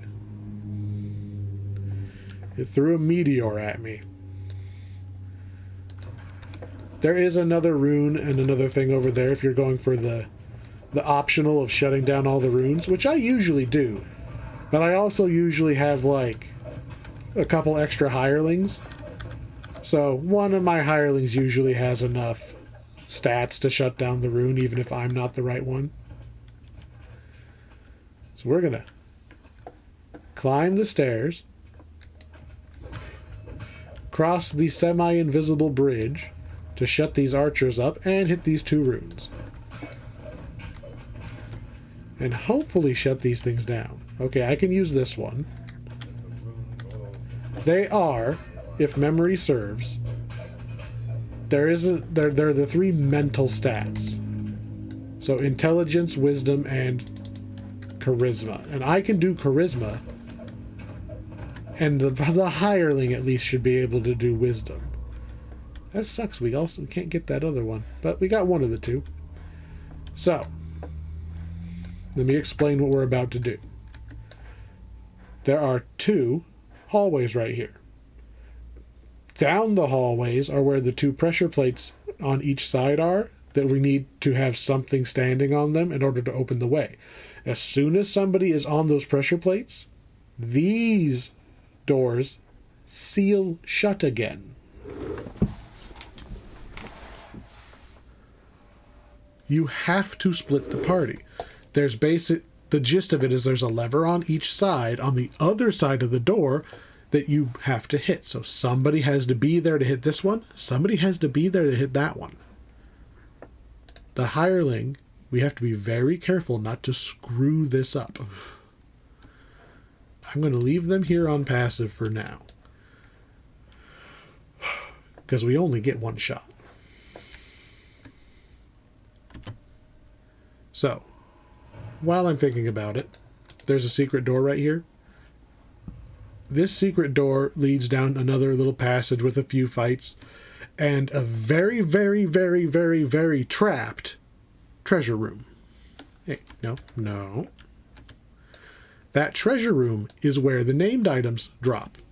Not the end chest, the treasury. There are 3 keys you need to open the chests. 2 of them are locked, like you need a rogue or a wizard.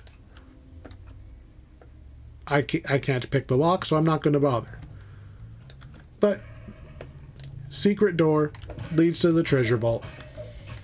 I will point at the keys. I'm not going to bother getting them. Okay. Here's where it gets a little tricky. We're going to try to get one of the monsters from this room. Really? I'm not afraid of no dog. We're going to try to get one of the monsters from that room to stand right there. Shout out to Aldbar DDO. He has a very nice video detailing this technique. And specific to this quest, not just buried in free level 8 quests.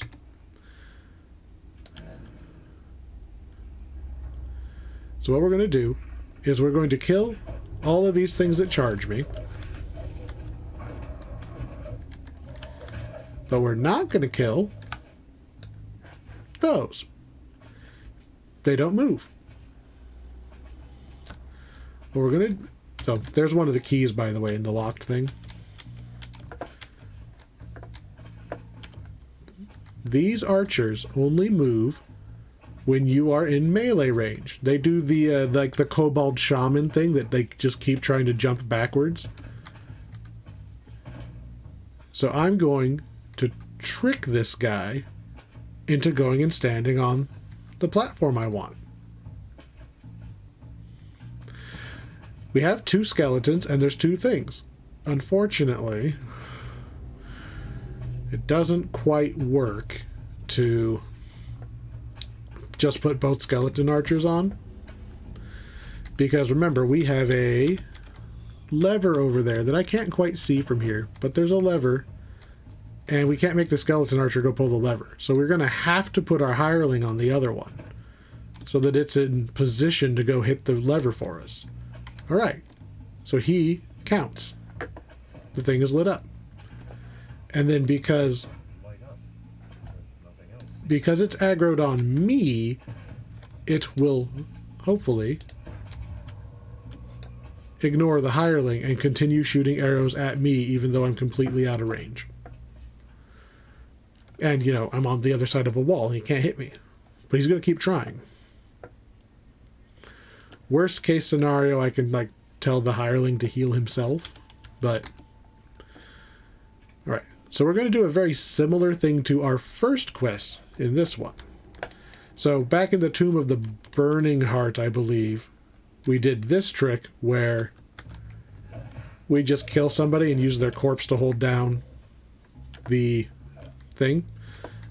I know there's a Thrackhound in here, just like in the other hallway, so I'm kind of trying to kill him first, but yeah, he'll pop up when he pops. So we're going to run, stand over here, and pop this guy's face on there so that I can step on this one. And it's open. Ta-da! We've just bypassed half of the 2-player challenge. Oh. And in case you want the keys to the treasure vault, this room is perfectly symmetrical to the other room. There's just a locked treasure chest that has one of the keys in it. No point in me going in there, though. So that's 2 out of 3. The other one is in a funnier location. So, whatever you do, do not call your hireling to yourself. The hireling needs to hit that lever to open that door for you. So what you're going to do, because he's over there in this corner, you're going to tell him to stop holding still and to use the lever. And he should just run straight over and pull the lever. There we go. Now that the door is open, you can summon him up to you. There's a big, like, undead fight that's going on down there, complete with more purple orbs of doom. Chaos orb. I think that's what they're called. Chaos orbs. Yeah, your hireling will just die if you leave him down there. So, but his job is done. We're going to come in here, and we're going to solve this puzzle. If you have the stats, turn off the chaos orbs, because they are annoying. Unfortunately, it's an intelligence rune, and I cannot turn it off. So instead, we're going to have to just solve the puzzle while trying not to run through the middle of one of those chaos orbs. So I'm going to start solving the puzzle on one side, and if the chaos orb comes over to me, then I'll just move to the other side.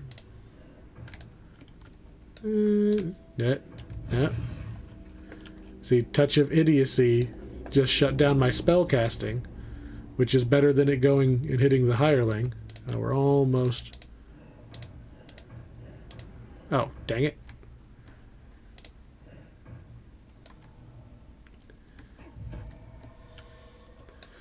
Oh, and they hit him with Tensor's transformation by the looks of it, which means he also is locked out of his spell casting until that wears off. There we go. Puzzle solved. Fortunately, I don't need spell casting. I can just go and beat up all these undead.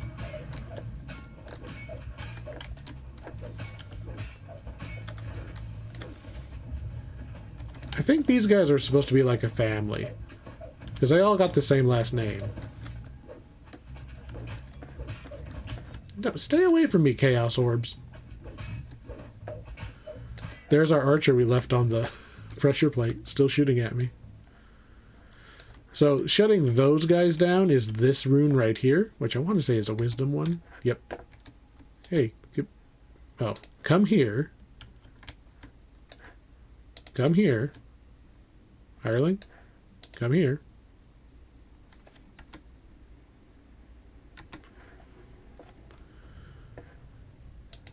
Use this. And poof, they're gone. Now that we solved the puzzle, these passageways are now fully open. I can go and run around. I could go and run into both of these rooms to get the keys if I skipped them before. It's all open now. We are past all of the funniness that requires 4 people.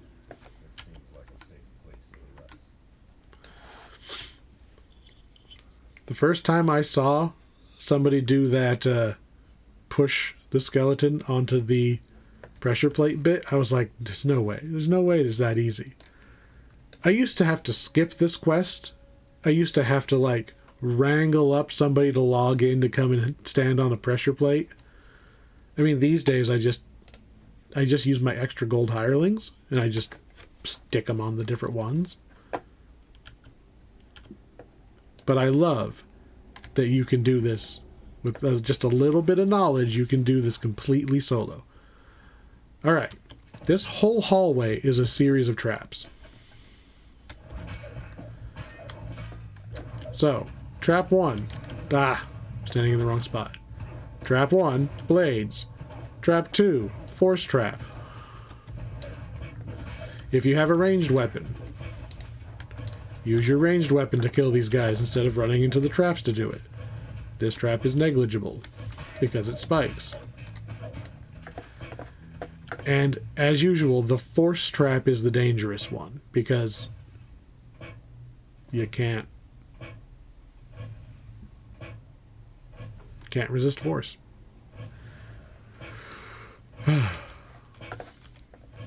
I do believe that you can target this door from back there to tell the hireling to run over there and hit it. Or maybe the lever, just to trigger where the trap is so you can look at it and try to time it.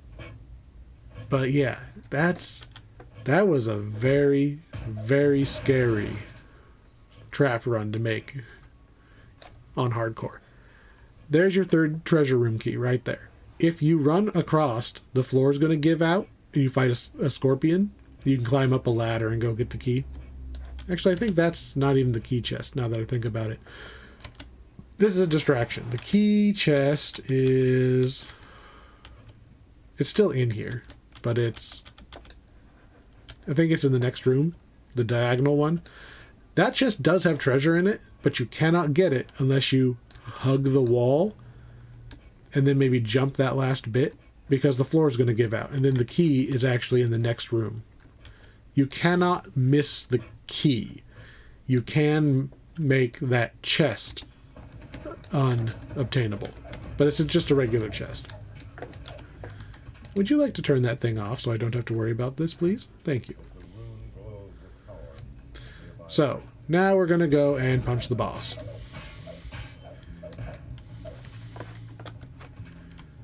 We just have to work our way around. What? Oh. More hallways, more chaos orbs. Go use that, please.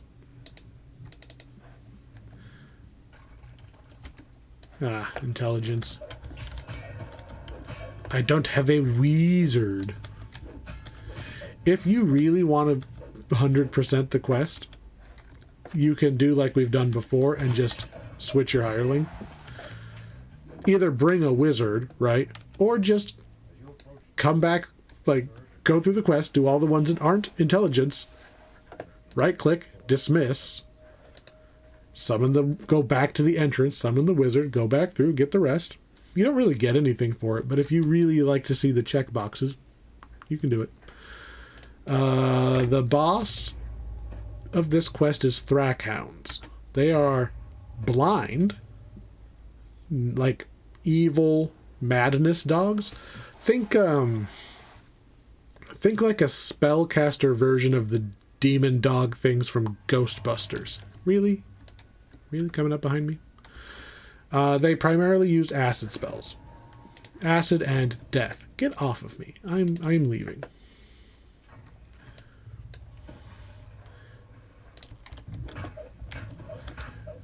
Technically, the boss is that Scaro. He's not the scary part. The scary part is the Thrackhounds. Oh yeah, there is a Hound of Madness.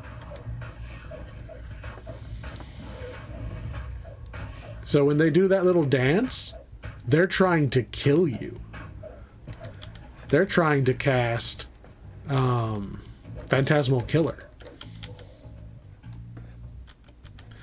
You get 2 saves against it, but if you fail both saves, you die. Unless you have Death Ward like I do, and it does nothing. Boom. Found the evil book.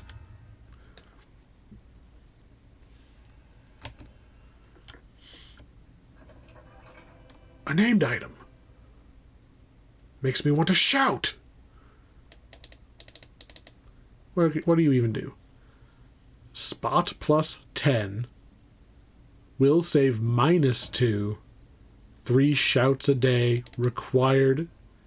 Chaotic. Alright. Weird, but okay. Take the 3 keys back through the secret door into the treasury, and you can get a planar gird, which casts, I think it's either heroism or greater heroism once a day, just +4, I think, to attack and skills. It's pretty good. It's pretty good. Especially like if you're paladin and you can't cast greater heroism by yourself. It might just be heroism, but it's still good to have just, I think regular heroism is +2 to your accuracy and all your skills. It's still good. Just for having the item in your backpack, you just you equip the belt, turn it on, take it off, and you have your heroism spell on.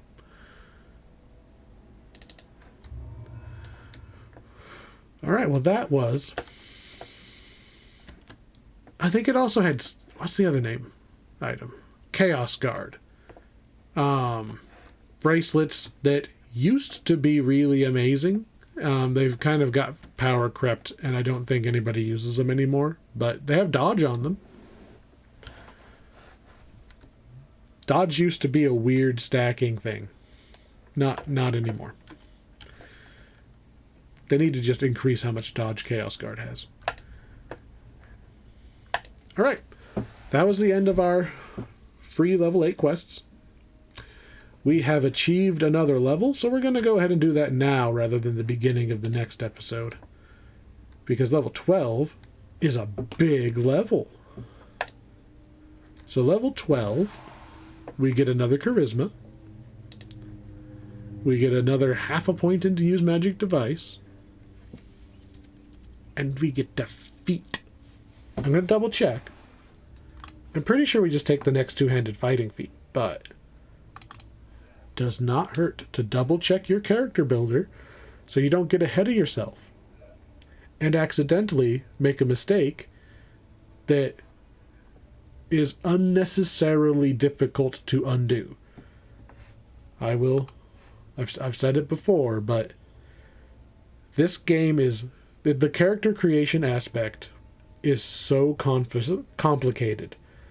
They really should have made it easier to fix things if you make a mistake. It's very unnecessarily punishing if you make a mistake. There you are, little file. I'm pretty sure it's just the next two-handed fighting. Yep, greater two-handed fighting. So now we are up to... Oh, we get an extra 25% of our score modifier to damage. So we just do a little more damage per hit. And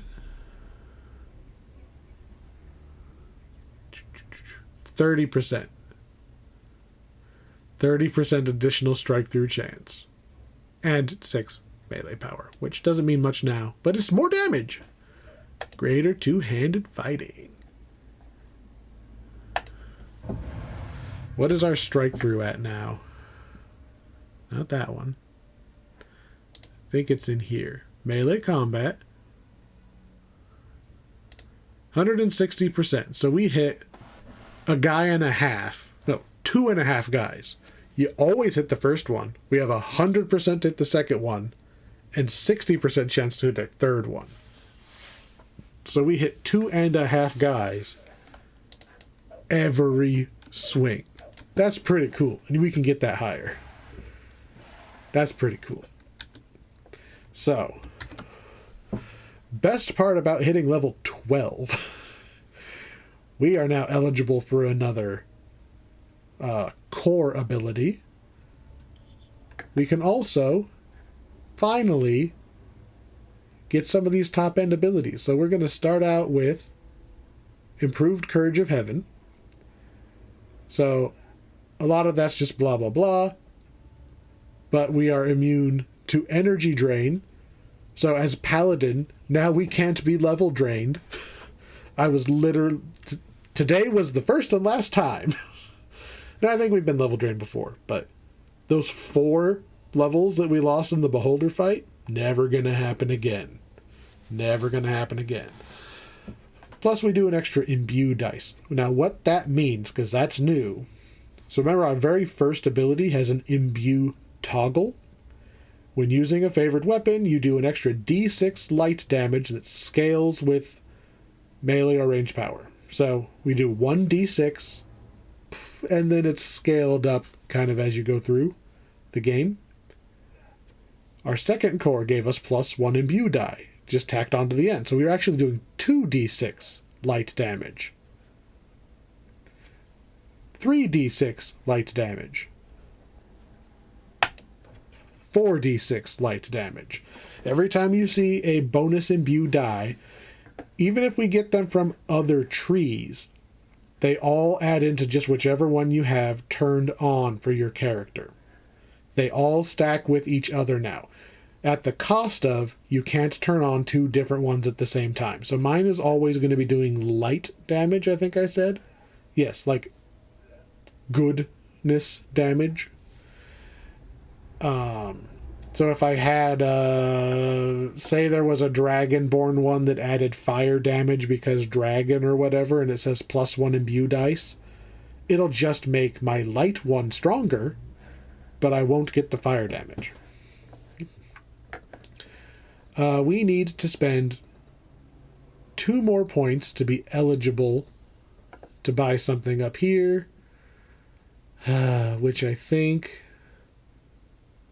We know we want this, but then I need to spend 1 more point. What do I spend it on? 2 more smites. And then we have a whopping 1 point. So we finally spent 30 points. That means we can buy things in the top tier. Unfortunately, we literally only have 1 point. But the top tier is where the best stuff is. Let's see. I don't think I care enough about this ability yet, even though it's cheap. I would love that plus 25% max hit points. We'll get that next time, because right now what I can afford is our big ol' cleave attack. Only costs 1 point. You do a cleave attack, does +5W, so that means +5 of whatever my weapon dice is. I'm using D6s because I'm a greatsword. I'm not sure if it multiplies. Like, I don't know if it's 5d6 or 5 times 2d6. I'm not sure. But either way, it does some bonus damage. And then another 100 holy damage that also scales up. And it knocks all of their ability scores down. And it recharges one of our smite evils every time I hit the button. Whether I hit something or not. And evil creatures that I hit have to make a save. Well, there's a percentage chance that when I hit them, they save or die. And then it says if they're under 1,000 HP, they always must make the save or die. And then as we get up in higher levels, like the more HP they have, the less likely they have to make the save until we hit them far enough that they get under the threshold. Even at its most, even at the lowest percentage, it's still a 33% chance to save or die if they've got 5,000 or more hit points. 5,000. 5,000. That's a lot of hit points. They could have 50,000. Bonk, 33% chance save or die. Now, I mean, I'm never going to have my check be high enough to, like, auto-kill something that big, but heck yeah, we're putting that on our bar. It's been a while since we legitimately added something to the bar. Where are we at? Holy Retribution. And because of Holy Retribution, we are finally going to get rid of Trip. Because we can now spam our Exalted Smites far more liberally. Because if I smite, I can hit my new... I'm not allowed to do it in a public area. But I can just click Holy Retribution and, oh, would you look at that? My smite is back. So we can spam them way more than we could before. Ooh, this is going to be good. Did we get us... We got another level 3 spell that we can't use. So, yeah. That's the end of the free level 8 quests. Level 8 is a kind of an awkward... Level 8's a little awkward when it comes to the expansion packs for this level. We accidentally already did Temple of Elemental Evil because I didn't realize they pushed it up a level. There are four adventure packs for this level remaining.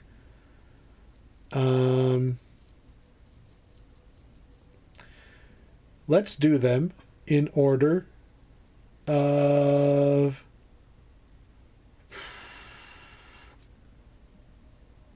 I guess we'll do them in order of... We'll do the newest one.